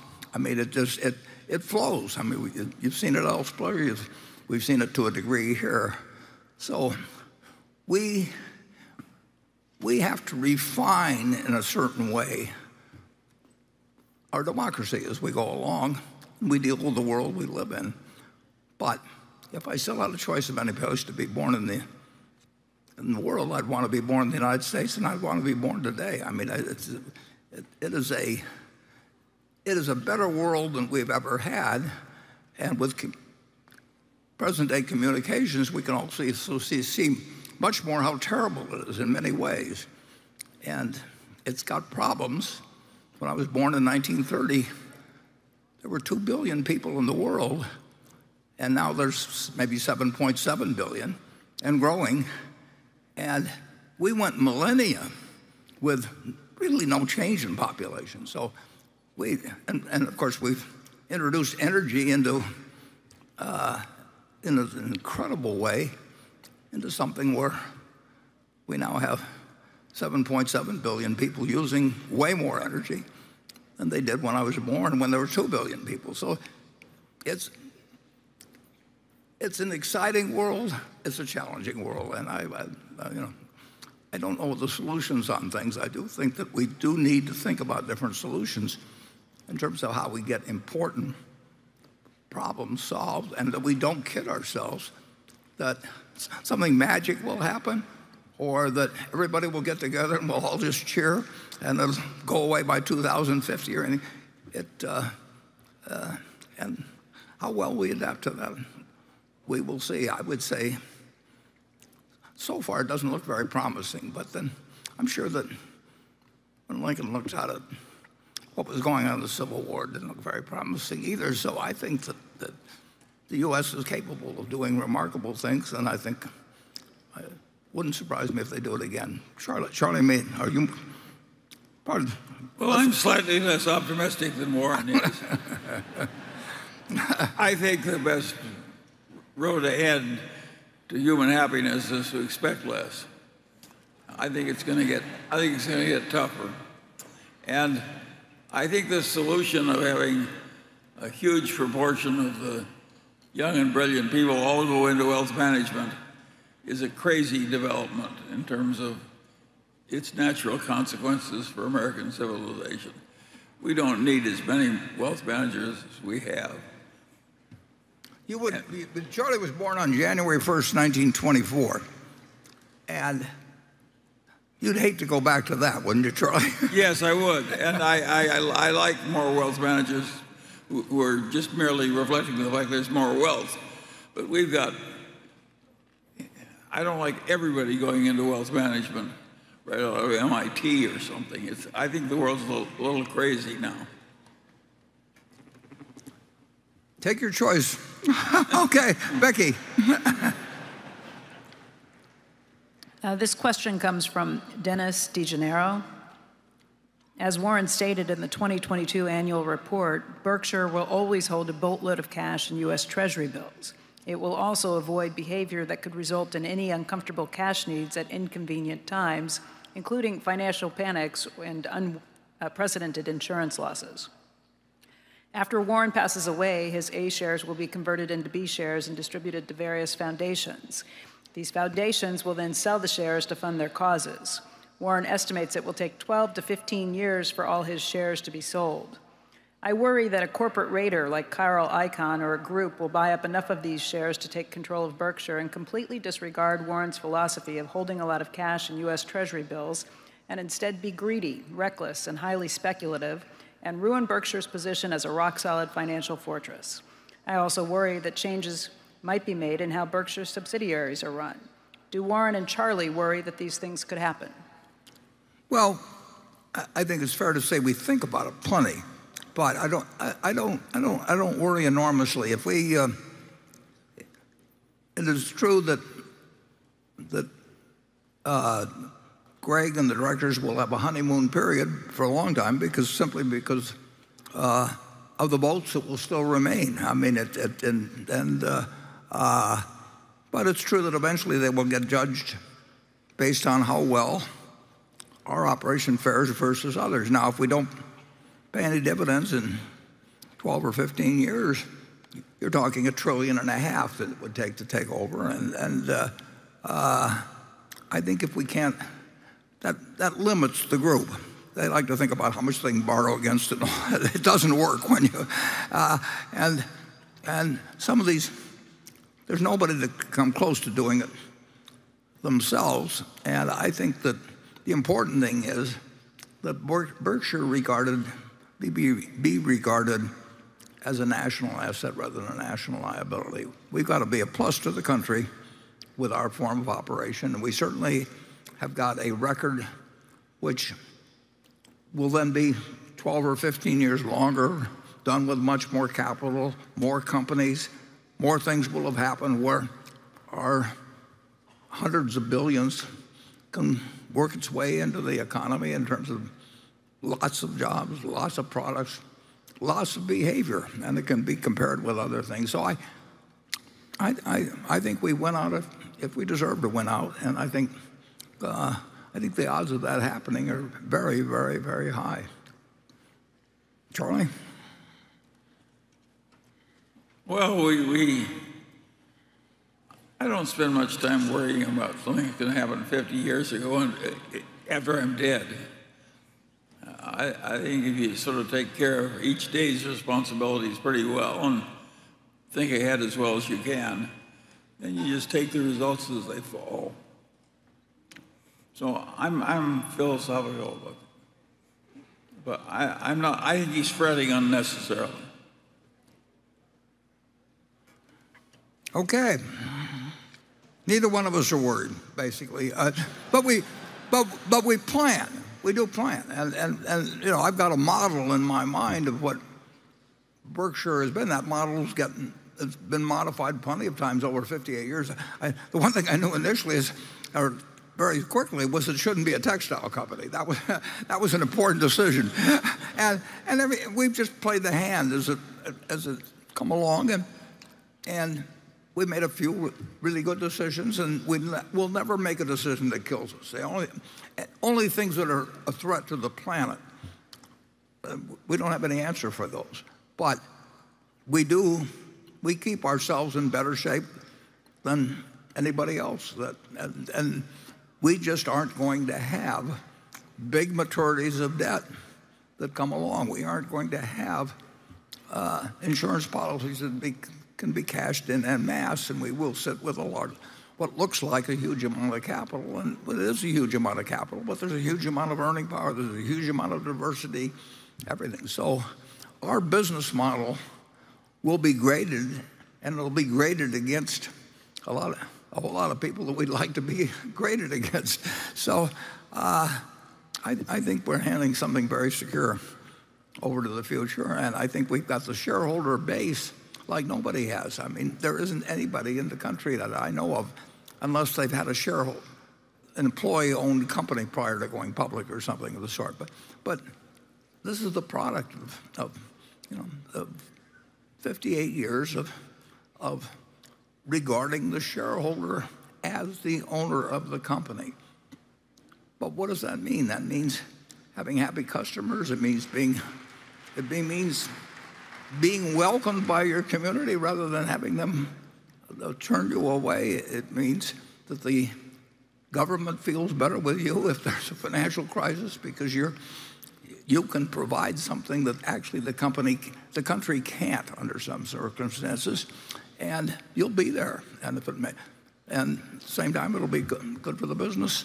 And we will have crises of one sort or another, but if they aren't challenging the planet, which worries you in terms of some of the threats that we have, we'll be a plus to the United States, and if we're a plus to the United States, we'll survive.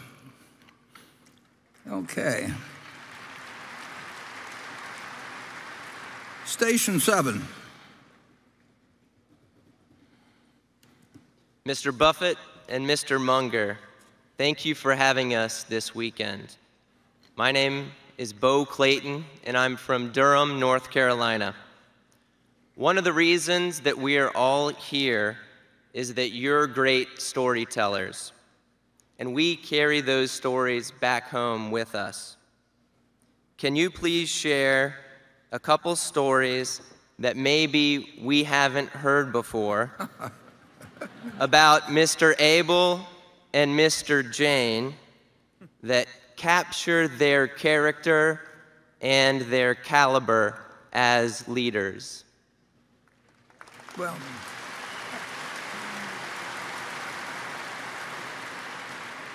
I'll start out with the G. He walked into the office in 1986, and I'd gotten the bright idea of going into the reinsurance business, I think in maybe 1969. So I'd stumbled along for 17 years, and I had a wonderful guy that ran it. But he also liked certain brokers, and I mean, he was running it the traditional way, the top quality and everything else. But he fell into he didn't try and change the system. He tried to improve the system, and to some degree. And we went nowhere. 17 years wandering around in the wilderness, and I thought I knew we could have something good. And then Ajit came in on a Saturday, and Mike Goldberg had steered him in, I think, and Mike deserves to be enshrined in perpetuity for that act. And I talked with him a while.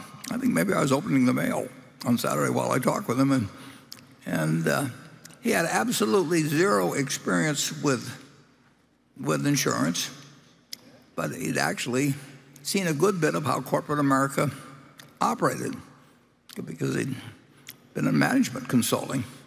And after talking with him, I knew I'd struck gold, and so I hired him and gave him the backing of some money. And we had a very good period in the market, almost right away for him to act. And Ajit, if I had the top pick of 10 insurance managers in the world, I could take all 10, and they wouldn't. You can't replace Ajit. And we still enjoy talking. We don't talk as frequently as we used to, but we used to talk about every day. But he's one of a kind, and if they're going to stick around long enough, you only need one of a kind. Paul Andrews stuck around at TTI, had all the money in the world. Every time I talked to him about getting a raise or something of the sort, he said, "We'll talk about that next year." He was not what you get when you get the top draft picks from the leading business schools. And I will say this, I have never looked at where anybody went to school in terms of hiring. I mean, somebody mailed me a resume or something. I don't care where they went to school. And it just so happens that Ajit went to some pretty good schools, but he isn't Ajit because he went to the schools. And Charlie, you can tell a story or two. How'd you find Louis Vincenti? Well, he was there. But you got to recognize him. I asked Louis once how he managed to play first-string football at, I think, Stanford, when he only weighed 165 pounds. And he said, well, he says, I was pretty quick. And he was pretty quick. We have found a lot of people within our companies who are pretty quick. It's a...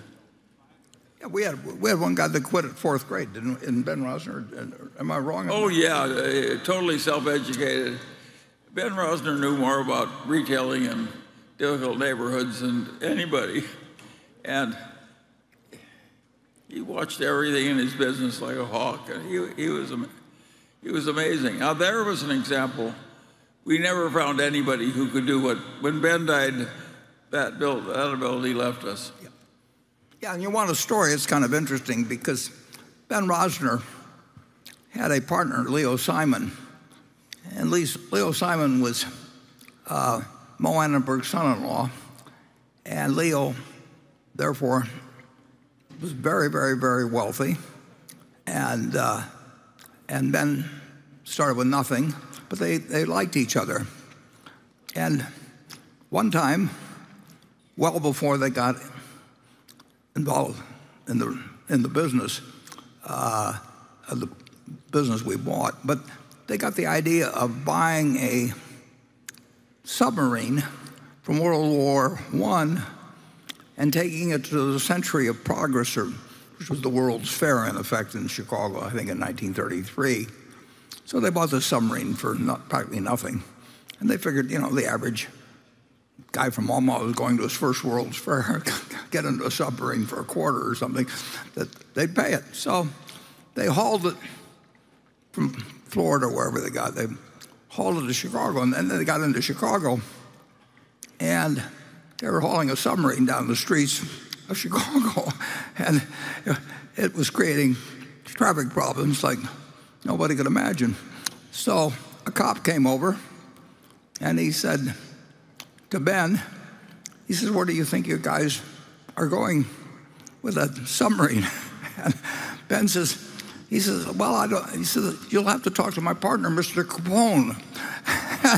the cop says, you're on, just keep going. And that was Ben Rosner. And then Leo Simon died. And when he died in 1967 or so, Ben Rosner kept delivering half the profits to his widow, who was incredibly rich, of course, being Mo Annenberg's firstborn daughter. I think Mo had nine girls in a row before Walter came along. The 10th, I may be off by one, but anyway, I went to this fancy apartment, and anyway, Ben kept her in for half the deal, and he had her sign the rent checks, just so she would look like she was doing something in this business. And she didn't need the money, obviously, but he just felt he was obligated once his partner, Leo, died. And then she started criticizing him. And at that point, Ben went to his lawyer, or was her lawyer, actually, Will Feldsteiner. I don't know whatever happened to Will, but he gave me a call because Ben wanted to call me because he wanted me to buy it. And he wanted me, if I bought it, he'd be rid of the ex-partner's wife, and he had me and Charlie come back, and we went to Will Feldsteiner's office, and Ben says, I'll work till the end of the year, and that's all, but I'll sell you this thing for $6 million, and it had $2 million of cash and a couple of million of real estate and a couple of million of operating earnings. It was just crazy. But he felt if he was getting a lousy price, she was taking a half of the lousy price for half the money. So he looked at me at some point. Charlie, you describe the rest of it. Look at it. He said, I hear you're the fastest draw in the West. He says, draw. We're in the New York lawyer's office. Yeah. And this guy he's selling his baby. And he told us he was leaving. I got Charlie on the side. I said, if this guy leaves at the end of the year, you can throw away every psychology book that's ever been written. I mean, it isn't going to happen. So we bought it, and we lived happily ever after with Ben. And one time, he was taking me over to see a property we had in Brooklyn. And along the way, I said, Ben, I promised you I wouldn't interfere in the business when we started. And he knew a but was coming. And he just said, "Thank you, Warren." And that shut me up. He was a lot of fun. We had so many Ben Rosner stories, but now you've heard one that hasn't been published before. Okay, Becky. This question comes from Chai Gohil. He writes, this is for Ajit. Reinsurance industry is going through one of the hardest pricing environments in the last 15 years. Berkshire historically has participated during these stress times when economic returns are very attractive. This year, it appears Berkshire has not been interested in deploying its resources towards property cat reinsurance despite such strong returns. Can you elaborate on reasons for not participating despite these returns? And your broader view on how you're planning to shape your reinsurance business post-acquisition of Allegheny? Okay. In terms of Allegheny, that's an easy response. We treat our operating units independent of each other. And as far as Allegheny is concerned, they have a major presence in the reinsurance business under the brand name of Transatlantic Re. That company will operate the way it's been operating in the past. There'll be no change in terms of strategy or management, and they will keep doing what they're doing. They've been very successful, and hopefully they'll keep being successful. Now, in terms of the property cat business that I have been active in over these last several years, you are right that the last 15 years has been a difficult time. Prices have not been attractive. And even though we have had some presence in the property cat business in the last 15 years, it really is been minimal. This December 31st, which is a big renewal date for cat reinsurance, we were hoping that we would get a few days in the sun and we'd be able to deploy our capital and be able to write some fairly attractive business. As it happened, towards the end of December, till about the third week of December, I was very optimistic that we would get a chance to put several $1 billion on the books. But in the last 10 days of December, unfortunately, a lot of capacity came out of the woodworks. Pricing that we were expecting to realize didn't really come and meet our pricing requirements, as a result of which January 1 was a big disappointment. We did not write as much as we were hoping to write. Now, fast forward to April 1, which is another big renewal date. We had a lot of powder dry, and we were lucky that we kept the powder dry, because April 1, suddenly prices zoomed up again a lot higher than what they were on January 1 and started to look attractive to us. So now we have a portfolio that is very heavily exposed to property catastrophe. To put that in perspective, our exposure today is almost 50% more than what it was 5-6 months ago. So, I think we have written as much as our capacity will allow us to write. We are very happy with what we've written. The margins have been healthy.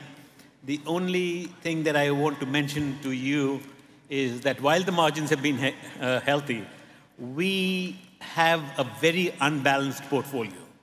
What that means is if there's a big hurricane in Florida, we will have a very substantial loss. As opposed to that, if we have a very big loss anywhere other than Florida, relative to our competition, we will have a much smaller loss. Net, I'm very happy with the portfolio. It's been a lot better. It is a lot better than what it's been in the past.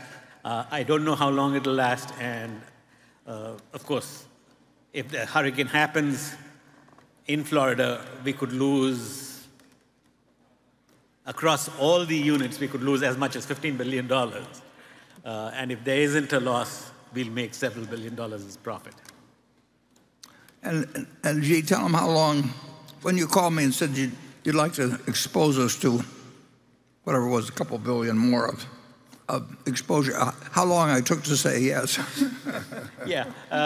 So the way we think about our exposures, in the property, in the insurance operations collectively across the entire company, given that we have about a little less than 300 billion of gap capital, we think of that as a 5% exposure that we're willing to take on. So, to complete Warren's story, a few weeks ago, we had about $13 billion of exposure all across the globe. And I called up Warren, I said, we're up to 13, it'll be nice if we can go up to 15, that's a good round number. And that was less than a 30-second phone call. I think Warren said yes without even listening to what the numbers were. I hope he calls me again. Okay, station 8. Hello. My name is Adal Flores, and I've been a shareholder for about 16 years, and I'm coming from Guadalajara, Mexico. My question is for Warren and Charlie. Companies have the eternal dilemma between building products that can make profits and increase their company competitive position. In the best case, you can build products that have both characteristics at the same time, like Google did. But most of the time, companies need to choose between short-term profits and long-term defensibility. For example, Amazon was focused on building their famous Amazon flywheel with limited profits initially in order to obtain stronger network effects with the hope of getting more defensible profits in the future. When you invest, you constantly speak about the importance of building competitive moats. What advice would you give to CEOs about how to balance this dilemma, which is essentially short-term profits versus long-term defensibility? Thank you. Well, the answer is to control your destiny, which we've been able to do at Berkshire. So we feel no pressure from Wall Street. We don't have investor calls. We don't have to make promises. We get a chance to make our own mistakes and occasionally find something that works well. But we recognize that the people in this room and people like them are the ones that we're working for, and we're not working for a bunch of people that care about whether we meet the quarter estimate or anything. So we have a freedom that we get to use, and we're interested in owning a wonderful business forever. Well, there aren't very many wonderful businesses, but we do learn a lot as we go along. Charlie and I have often mentioned how we learned so much when we bought See's Candy, which we did. But we learned when we bought Ben Rosner's chain of women's dress shops spread all over the eastern part of the country. We learned when we tried getting into the department store business back in 1966, and as the ink was drying on our purchase price, we realized we'd done something dumb. We're learning all the time how consumers behave. I'm not going to be able to learn the technical aspects of businesses, but that'd be nice if I knew it, but it isn't essential. And we are obviously we've got a business at Apple which is larger than our energy business, and we may only own 5.6 or 7%, but our ownership goes up every year. And I don't understand the phone at all, but I do understand consumer behavior. And I know how people think about whether to buy a second car. I know how they go out to different. We own auto dealerships. We're learning all the time from all of our businesses how people react to granimals versus selling them something else. And so See's was a sort of breakthrough, but we just keep learning as to more about how people behave and how a good business can turn into a bad business, and how some good businesses can maintain their competitive advantage over time. And So we don't have some formula. Berkshire people, but we can also tell in 10 seconds whether it's something of interest. I mean, when I get these calls and we want to send decks and all that sort of thing, which is nonsense. I mean, it's a bunch of guys sitting that get paid for drawing up these projections of the future and everything like that. If they knew the future, we don't know the future, but we do know certain kinds of businesses. We know what the right price is, and we know what we think we can project out in terms of consumer behavior and consumer and threats to a business, and that's what we've been about, and that's what we'll continue to be about. We don't get smarter over time. We get a little wiser though, following it over time, and you can do it while sitting in the office with a telephone too, which we like. Charlie? Well, tell them the story of the Japanese investment. That should be told again. That's a nice story. Well, it was pretty simple. I mean, back when I started, other people were going through Playboy, and I was going through Moody's, basically. And there's a movie out called Turn Every Page, which I saw again for the second time a couple of days ago. Lizzie Gottlieb, and I recommend everybody in this world watch that, because I turned every page in the past. And I did it for thousands and thousands of pages in Moody's, and I did it at the Department of Public Utilities in Boston. I did it in the insurance department. You just kept turning pages. Well, that goes on for a while, but now we need big ideas in order to find things. And what was your question, Charlie? Tell them about the Japanese. Well, the Japanese thing was simple. I mean, I like looking at companies. I like looking at figures about companies, and here were 5 very, very substantial companies, understandable companies. Most of them, maybe all of them, we'd done business with in a dozen different ways. If you go a couple miles from where this place is, our last coal generating plant was built by one of the companies. So here they were sitting as a group where they were earning, we'll say 14% on what we were going to pay to buy them. They were paying decent dividends. They were going to repurchase shares in some cases. They owned a whole bunch of businesses that we could understand as a group, although we didn't mean we had deep understanding on any, but we seen them operate and everything. There wasn't anything to it.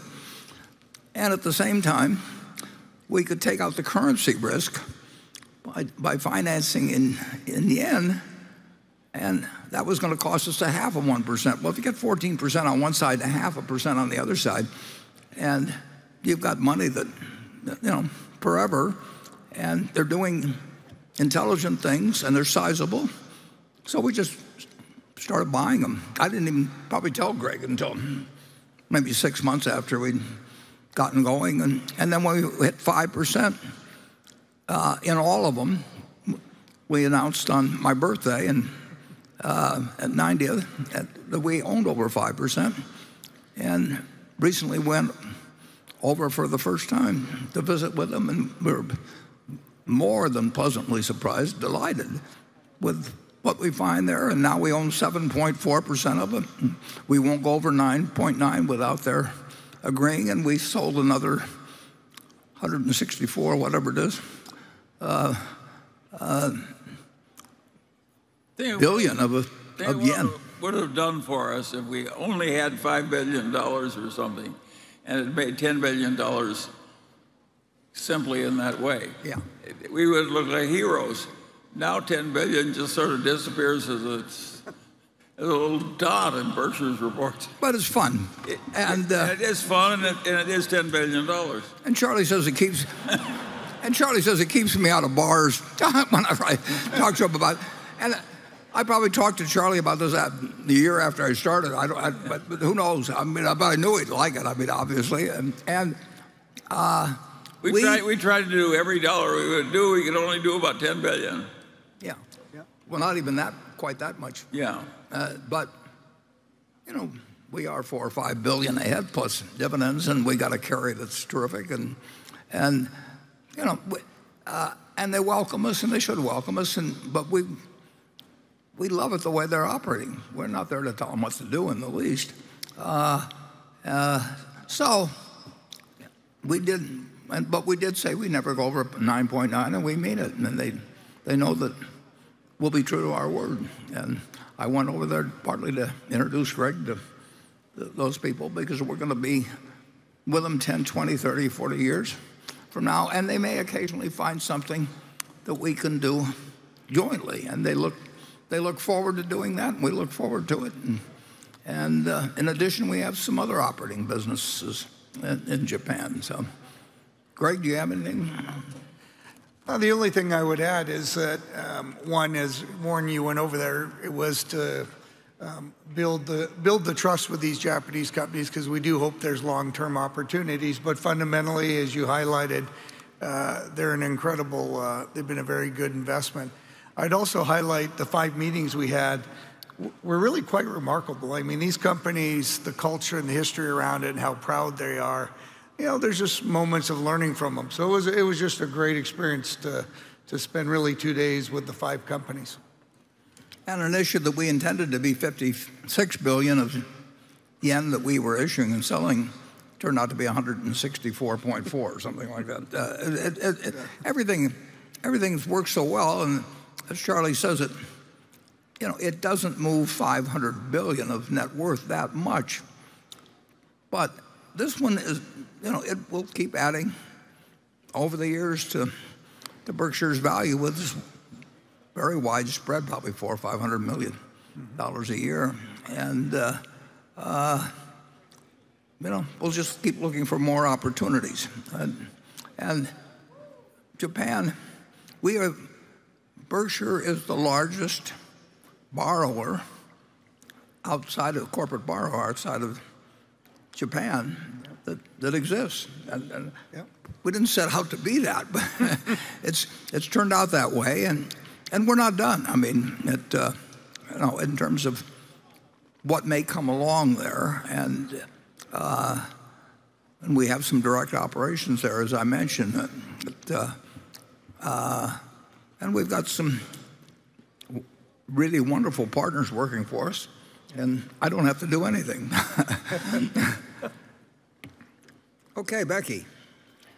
The next question comes from Ellie Amin Tibet, who asks, during an episode of Investing the Templeton Way podcast, Professor Damodaran, who he respects almost as much as Warren and Charlie, mentioned that he is not comfortable with positions becoming a large part of his portfolio, for example, when they reach 25 to 35%. He mentioned that Apple is now 35% of Berkshire's portfolio and thinks that is near a danger zone. Wonders if Warren and Charlie can comment. I'd like to make one comment first, but Charlie will come up with... I think he's out of his mind. Yeah, I knew that was coming. But Apple is not 35% of Berkshire's portfolio. Berkshire's portfolio includes the railroad, the energy business, Granimals, you name it, See's Candy. They're all businesses. And, the good thing about Apple is that we can go up. They buy in their stock, and instead of owning 5.6%, they got about 15 billion, 700 and some million shares outstanding. They get down to 15.25 billion without us doing anything. We got 6%. So we can't own more than 100% of the BNSF. We can't own more than 100% of Granimals or See's Candy.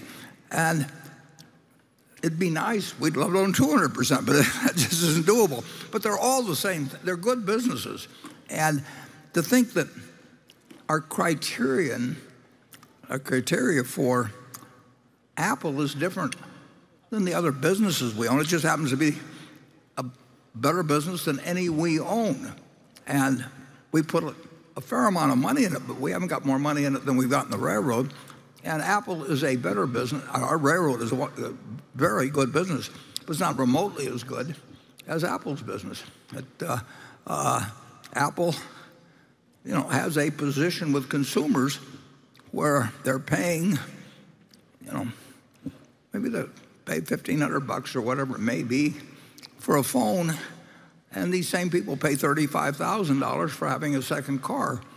And if they had to give up a second car or give up their iPhone, they'd give up their second car. I mean, it's an extraordinary product. We don't have anything like that we own 100% of, but we're very, very, very happy to have 5.6 or whatever it may be %, and we're delighted every 1/10 of a % that goes up. It's like adding $100 million to our earnings. I mean, our share of the earnings, and they use the earnings to buy out our partners, which we're glad to see them sell out too. The index funds have to sell if they bring the number of shares down. And, we went up slightly last year, and I made a mistake a couple of years ago when I sold some shares when I had certain reasons why gains were useful to take that year from a tax standpoint. But having heard me say that, it was a dumb decision.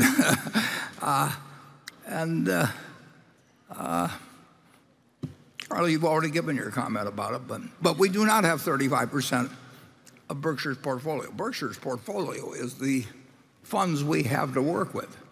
And we want to own good businesses, and we also want to have plenty of liquidity. And beyond that, the sky's the limit, or our mistakes, who knows what the bottom is. Charlie, do you want to add anything to your earlier comment? Well, I think one of the inane things that's taught in modern university education is that a vast diversification is absolutely mandatory in investing in common stocks. That is an insane idea. It's not that easy to have a vast plethora of good opportunities that are easily identified. And if you've only got 3, I'd rather be in my best ideas instead of my worst. And now, some people can't tell their best ideas from their worst, and in the act of deciding that an investment already is good, they get to thinking it's better than it is. I think we make fewer mistakes like that than other people, and that is a blessing to us. We're not so smart, but we kind of know where the edge of our smartness is. That is a very important part of practical intelligence. And a lot of people who are geniuses on IQ tests think they're a lot smarter than they are. And what they are is dangerous. But if you know the edge of your own ability pretty well, you should ignore most of the notions of our experts about what I call diversification of portfolios. Okay.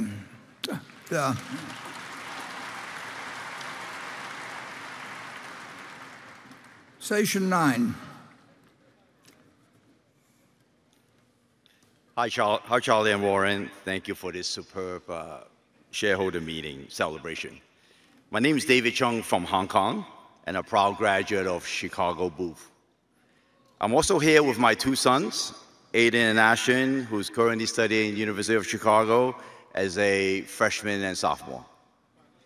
This is my 2nd time attending the conference, last being 2019, 4 years ago, which I was only a guest shareholder of my friend Andrew. So after the shareholder meeting, I have decided to buy into Berkshire Hathaway, which has given me a great return of 62% since 2019. So I want to thank you for that.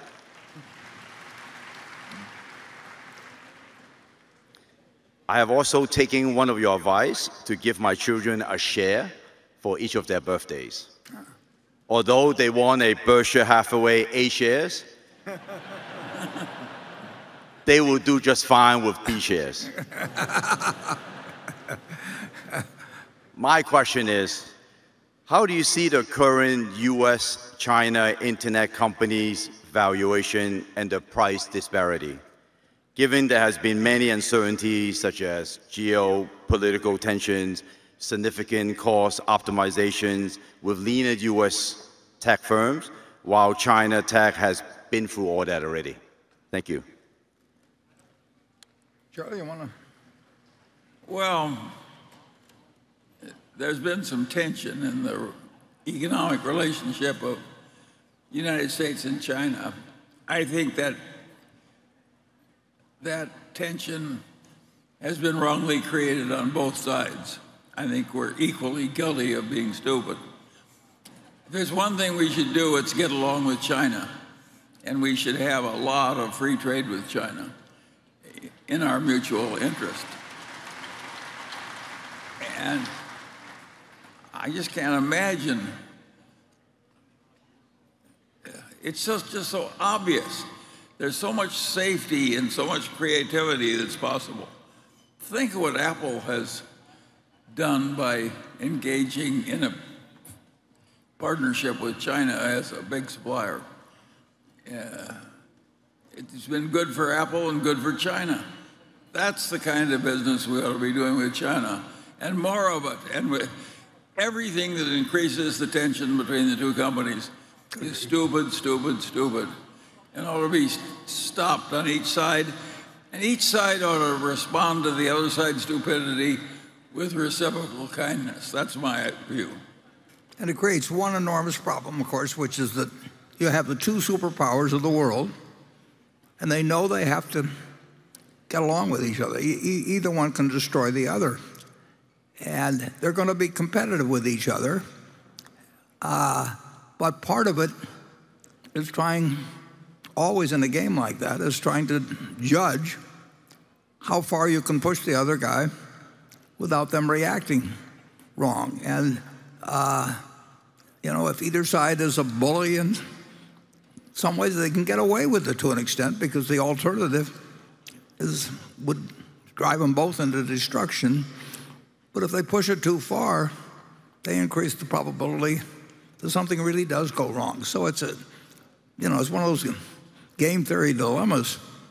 But you really need the leader of both countries, and you need the populace to understand at least the general situation in which these countries are going to operate over the next century, and know that some leader that promises too much can get you in a hell of a lot of trouble. And that you've got one kind of a system that gets its leader one way, and you got another system that gets its leader another way.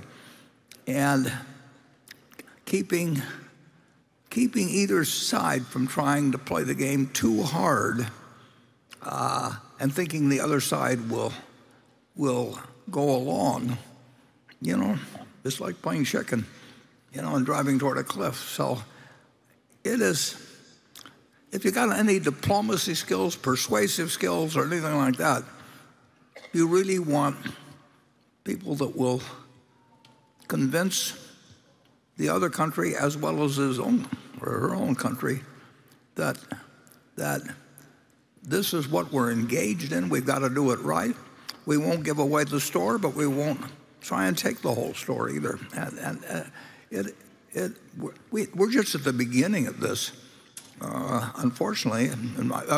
We've learned what the situation was. It used to be the Soviet, and mutually assured destruction was our policy then, and that kept a lot of things from happening, but it also came with a very, very, very close call with Cuba. And these are not, these are different games than existed hundreds of years ago. You could, Britain might rule the seas, or France or Spain, but now you're playing with a game that you can't really make a huge mistake in. And I think that should be, the better that's understood in both countries, the more the leaders feel that their citizenry does understand that, the better off we'll be, and that a lot of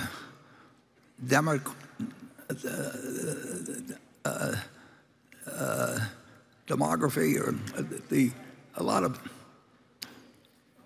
inflammatory speaking, but a lot of authoritarian action. I mean, it all carries its dangers, and the world has stumbled through the years post-1945 with a lot of close calls in the nuclear arena.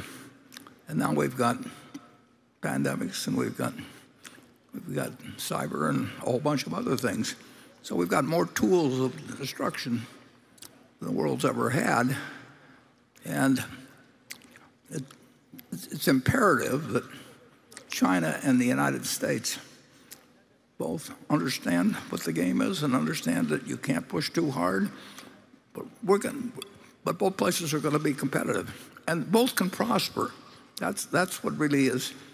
That's the vision that is out there, that China will have a more wonderful country, the United States will have a more wonderful country, and the two are not just compatible, they're almost imperative in terms of what's going to happen in the next 100 years or so. And I think that the leaders of both countries have got an important job in having that understood, and not to do inflammatory things. And we'll see whether the luck that has taken us from 1945 to present holds out, and I think we can affect, to some extent, that luck. And with that cheery message, we will move to Becky. This question comes from Rohit Bellany. Berkshire bought a substantial position in Taiwan Semiconductor, and contrary to its normal holding timeline, sold almost the entire position within a few short months. While you cited in a CNBC interview that geopolitical issues were the catalyst, these issues were seemingly no different when you acquired that stock. So what else, if anything, changed in those few months and prompted the firm to offload close to $5 billion worth of Taiwan Semiconductor shares? Taiwan Semiconductor is one of the best managed companies and important companies in the world. And there is not, and I think you'll be able to say the same thing 5 or 10 or 20 years from now. I don't like its location, and I've reevaluated that. I mean, I don't think it should be any place but Taiwan, although they will be obviously opening up chip capacity in this country. And actually, one of our subsidiaries that we got in Allegheny is participating in their Arizona construction activities. But it's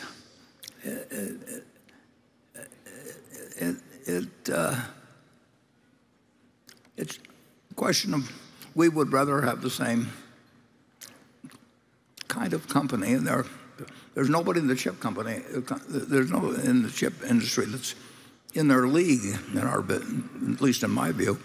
And the man that was a 91-year-old or so that connected with it, that I think I played bridge with, and in Albuquerque, and marvelous people, marvelous company. But I'd rather find marvelous people, and I won't find it in the chip industry, but marvelous people and marvelous competitive position and everything. I'd rather find it in the United States.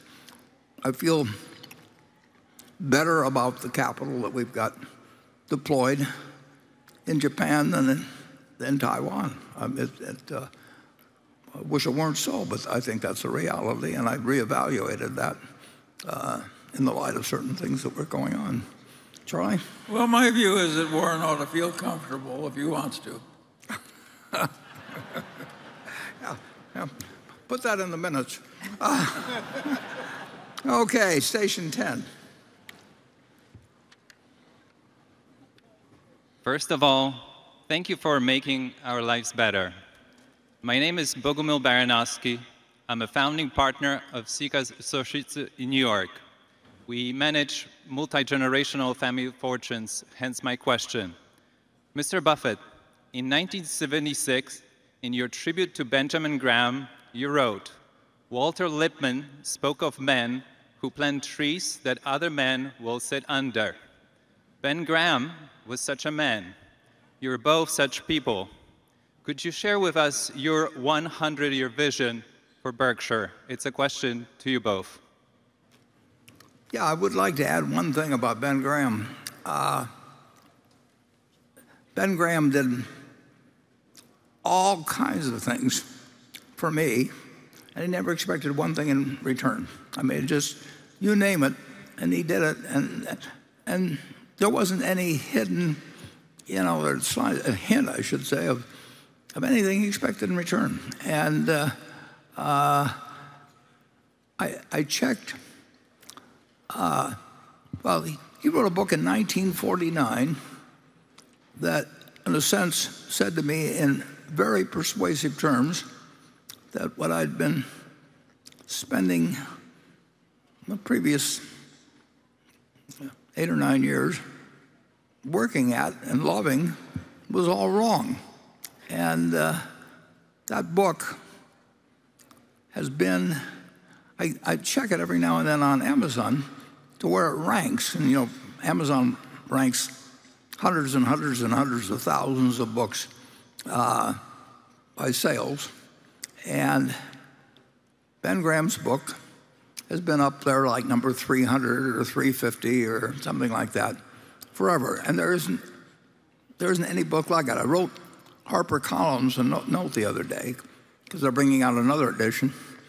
And I asked them how many copies have been sold, and they said the records didn't go back far enough, but they had 7.3 million copies of this little book that changed my life, and continues to outsell every investment book. Investment books come along, and they're number 400 or 1,000 or something for a while, and then all of a sudden they're numbered 25,000 or 200,000. And this book, in how many areas can you find any book that has had that sustained position? You go back and look at number 1 in 1950 or number 2 or number 3, and you look at it in 51 and 52, they don't continue. I mean, they just don't continue. Cookbooks, maybe 1 or 2 of them last for a while, but there is nothing. And this book lives on, and everybody keeps bringing out new books and saying a lot of other things, but they aren't saying anything that's as important as what he said in 1949 in this relatively thin little book. So, our vision for Berkshire is exactly what we said today. We want it to be a company that is owned by its shareholders and behaves in a way that society is happy that it exists and not unhappy. And we will have unlimited capital. We'll get lots of talent. And we've got a base that can't be beat. And there's no reason why it can't be perpetuated, just like Ben's book, and maybe be an example to other people. And if so, we'll be very happy. Charlie? Yeah, one of the really interesting things about Ben Graham, he was a really gifted teacher, a very honorable profession. And that is what has lasted. However, an interesting fact that he was sheepish about in his old age was that more than half of all the investment return that Ben Graham made in his whole life came from one stock, one growth stock, Geico, Berkshire's subsidiary. And at the time he operated, there were a lot of sort of lousy companies that were too cheap, and you could make a little money floating from one to another. But the big money he made was one growth stock. Buying one undervalued great company is a very good thing, as Berkshire has found out again and again and again. And Ben wrote a postscript to the 49 edition pointing out exactly that fact and acknowledging it, but also took some good lessons from it. He said that's the way life is, that you prepare and you you don't lose everything along the way. And then something comes along. And Geico came along because a banker in Fort Worth that had financed Leo Davidson, and I think the banker got 3/4 of it. And I don't mean Leo Davidson, Leo Goodwin, who founded Geico, then called Government Employees Insurance Company, and you can figure out the acronym. And the deal almost fell apart.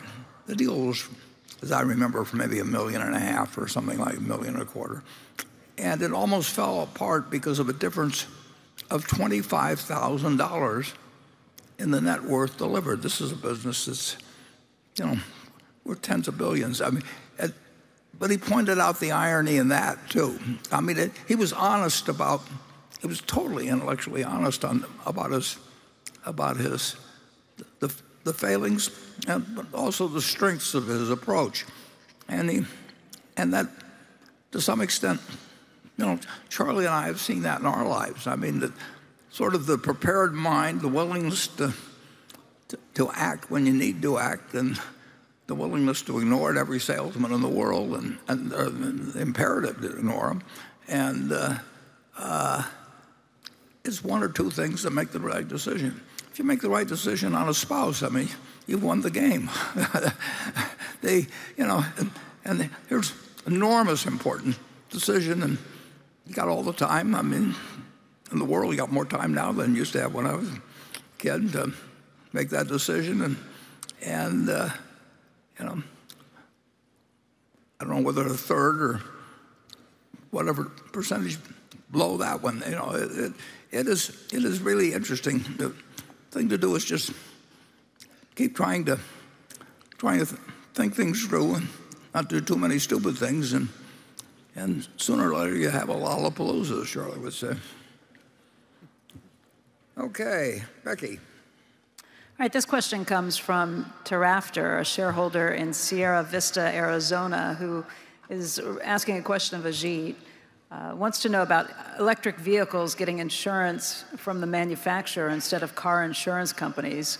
A recent article in the Wall Street Journal shows that though EVs are a small but growing percentage of sales, Tesla and GM are offering their own electric vehicle insurance.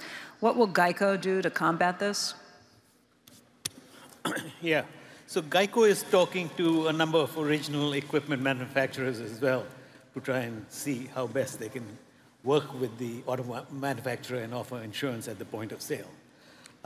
There haven't been very many success stories as yet, so we'll wait and see. Clearly, it is a very convenient way to sell auto insurance at the point of sale, but there's a fair amount of data that needs to be collected on the driver, not just the car, and that makes it a little more complicated. So we are talking to some auto manufacturers ourselves. We are hopeful that we will strike a deal with some of them before not too long. Tesla has made, and GM, they both have talked a lot in the press in terms of getting into the insurance business. And in fact, GM, I think, has projected they'll write $3 billion of premium, which, it's hard to imagine where it'll come from. But they're all hot to trot. I think somebody will find the secret sauce before not too long, and we ourselves are in that race. Yeah, I would point out that General Motors had Motors insurance for decades, and I mean this is not a new idea, and Uber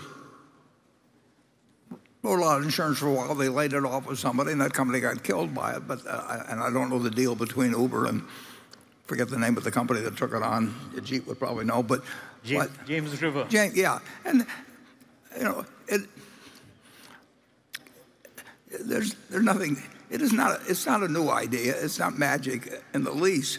I mean, it is hard to come up with something that is better at matching risk to reward, risk to price, than a bunch of very smart people are doing it at Progressive, and a bunch of very smart people are doing it to a greater extent at Geico. And I mean, it's it was fascinating to me when Uber went into it, and they were going to get their head handed to them, but they laid off a good bit of it. Very, very substantial percentage of it was somebody else who got their head handed to it, and but it was a story. Wall Street loves it. We've got 80 car dealerships that do a lot of business, and we've got the people buying the car in the place, and we form an insurance company around the dealer group for some reason that writes insurance. It's hard to improve on the present system. I wouldn't pay a penny. I'd pay to avoid it, actually. I mean, and go ahead, Ajit. Yeah, the only point I'd like to add is the margins on writing auto insurance are 4%, which is a very small number. And once there are more people that are trying to take a bite of the apple, it just becomes very, very difficult to keep all the mouths fed in a profitable manner. Yeah, you can say there was one big new idea in insurance and car insurance back in 1920 or so when State Farm started. And State Farm still has it next to Berkshire. It's the leader in having net worth. It's a mutual company, but some guy just figured that there was a cartel running car insurance, and Farmer from Myrna is the name of the book, I think, and over in Illinois, and he created a system where you really took 20 points or so out of the cost. And surprise, surprise, here he is, and nobody's owned stock in State Farm. It's an insult to capitalism, actually. Everything you learn at the business school says it shouldn't work because nobody owns it, nobody's going public with it, no nothing. But it's got more net worth. It's almost probably double, leaving Berkshire out of the picture, it's probably double the next guy, and nobody's really improved on their system that much. So it's fascinating how people don't really look at the essence. These are cases that should carry a message. But the truth is, in Wall Street, anything can get the test is whether you can sell it or not. If you can sell it, it'll get sold. And a bunch of insurance companies came along and got it sold. And this can be a story about this stock or that stock. And it sounded good when they talked about it at Uber for a while. And it is really interesting. The investing public does not learn much. Okay, station 11. Hi, my name is Jeff Merriam. I'm from Edina, Minnesota. We've been coming for years. To make that professor from the earlier question really nervous, half our family's wealth is in Berkshire Hathaway. Well, it doesn't make Charlie nervous. My question has to do with voting control in the future. There was a question earlier about corporate raider. I was more wondering about who is actually going to own the voting control. Is it going to be institutions, CalPERS, BlackRock? Are they eventually going to get their way with the ESG check boxes that we're going to have to check? And what should we be thinking about that? Well, you're thinking very well. And the interesting thing is the big aggregations look like, of course, they'd be in index funds. But what index funds want is they want a world in which society doesn't get upset with them about the fact they've got all the voting power. And I would say in the last year or two, it's looked like a better idea for them not quite to get as, what was the phrase that Charlie used? They backed off a lot. Yeah, they backed off a lot, and it's in their interest to back off. And interestingly enough, in looking at money management, the game is not performance; it's assets under management, and index funds produce a tiny, tiny, tiny fee on assets under management because it was pioneered by Vanguard, and it's when it became successful, it was very easy to replicate. Not so easy, but I mean, it was inevitable to be copied. But it came with a management fee of 2 basis points.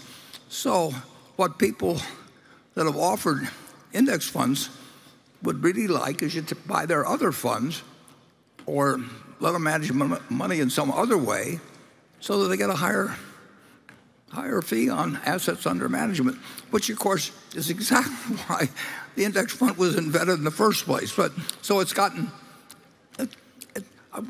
a loss leader, but it is a way to pull money in, and then you hope that people ignore what was said by what's his name? That Jack Bogle. They ignore him, and essentially they give up the idea, and that we'll offer you a fund that does this in India, and we'll offer you another fund that does that, and of course those management fees are higher. So they're really counterselling the idea that John Bogle came along with. But in the process, they have achieved a lot of votes, and that was fun for a while. But the last thing in the world they want to do is have Washington or the American public decide that they're throwing around their weight too much. So they're tending to back off now. If you figure out where their self-interest is, you can judge where their behavior is going to go. Charlie, you want to defend them? No, you can square what you just said. You're totally right on everything. Well, in that case, I won't ask anybody else. Okay, Becky? All right, this question comes from Almu Grinnell, and it's this is for Warren and Greg. Since 2019, Berkshire repurchased huge amounts of stock, approximately reducing 10% of the share count and increasing the intrinsic value per share for the continuing shareholders. Greg is expected to be the successor of Warren as CEO, so will he be in charge of the main capital allocation decisions, including future share buybacks? Greg has been key in the development of Berkshire Hathaway Energy, and I think a good capital allocator. Has he been involved in the share repurchases that have been executed over the past years? And do you, both Warren and Greg, work together in the estimation of Berkshire's intrinsic value and the share buyback decisions? Well, the answer is that Greg, I'm going to turn it over to him, but the answer is Greg understands capital allocation as well as I do, and that's lucky for us. And he will make those decisions, I think, very much in the same framework as I would make them. And we've laid out that framework now for 30 years, probably, or something like that. And people make it way more complicated.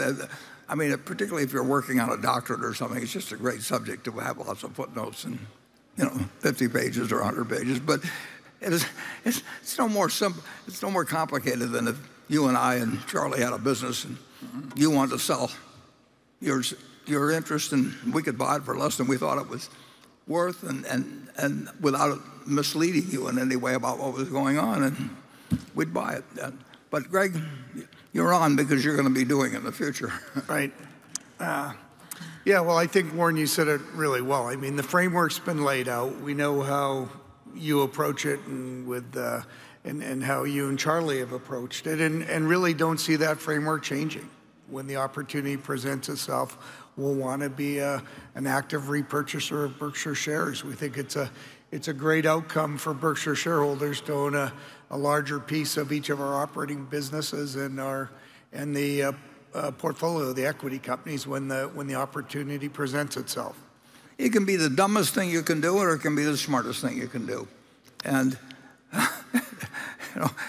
to make it more complicated than that and start getting into all this, but you obviously do what the business needs to do first. The opportunities are there. Grow your present business, buy additional business, whatever it may be. And then you make a decision on dividends, but that decision becomes pretty irrevocable because you don't cut dividends without having major effects in your shareholder base and a lot of things. And then if you got ample capital and you don't see that you're going to use it all, and your stock is attractive and it enhances the intrinsic value for the remaining shareholders, it's a no-brainer. And if it's above the price of intrinsic value, it's a no-brainer that you don't even listen to anybody, no matter one investment banker comes in and tells you, here's how to do a repurchase program. Okay, station 1. I'm Tom Nelson, a podcaster from North Oaks, Minnesota. Charlie, in 2022, you used phrases like really massively stupid, massive kind of ignorance, and crazy to describe what you said was the 30% of Americans hesitant to submit themselves to untested mRNA COVID gene therapy. Do you stand behind those quotes today? Yeah, sure.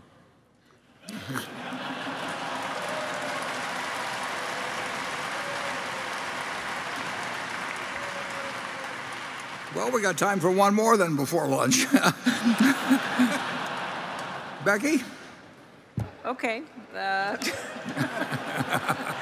I was out, but let's see.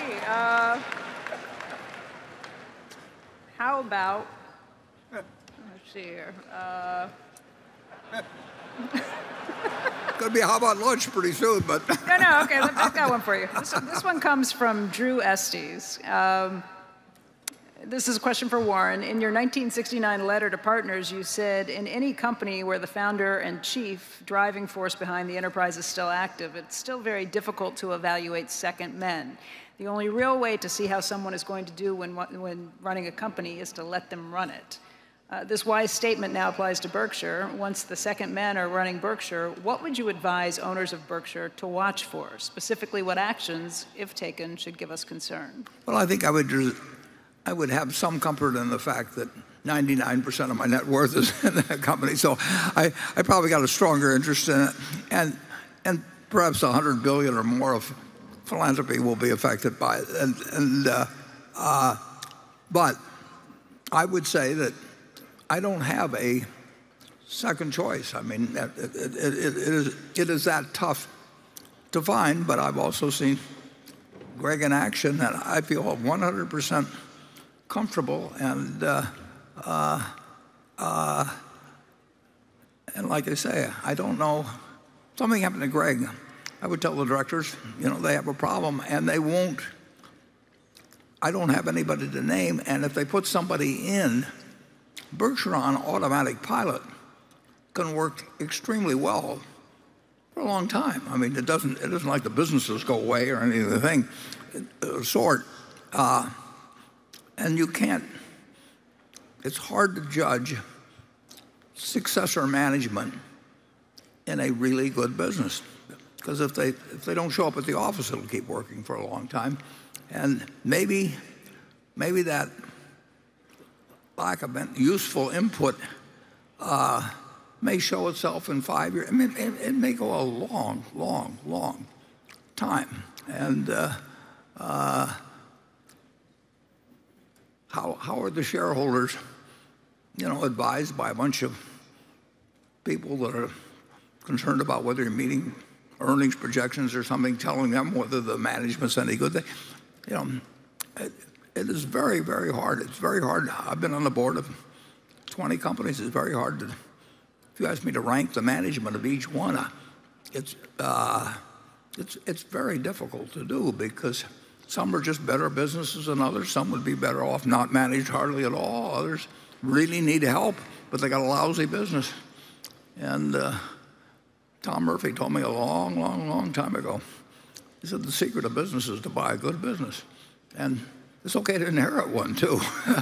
And Greg is inheriting a good business, and I think he'll make it better. But I don't think it's easy to put any one of the next 10 nominees in and try and judge 3 years later whether they've done a good job or not. So it's going to be that'll be a very interesting job for the board. But it shouldn't listen to Wall Street on it. They've got the job. If they put somebody in, there's a surprise. We both go down on a plane, they put somebody in. They've got a real job in assessing that person. Because, it'll depend on how good he or she is as a talker. It'll depend on, them courting Wall Street to be supportive of them, all kinds of things. And we've got some very good people on the board, but they would be challenged in that position, as would I where I've been in that position in other companies where a very great leader has left, and on the way back from the funeral, nobody knows what to do exactly. So with that cheery message, we will go to lunch, and we will come back.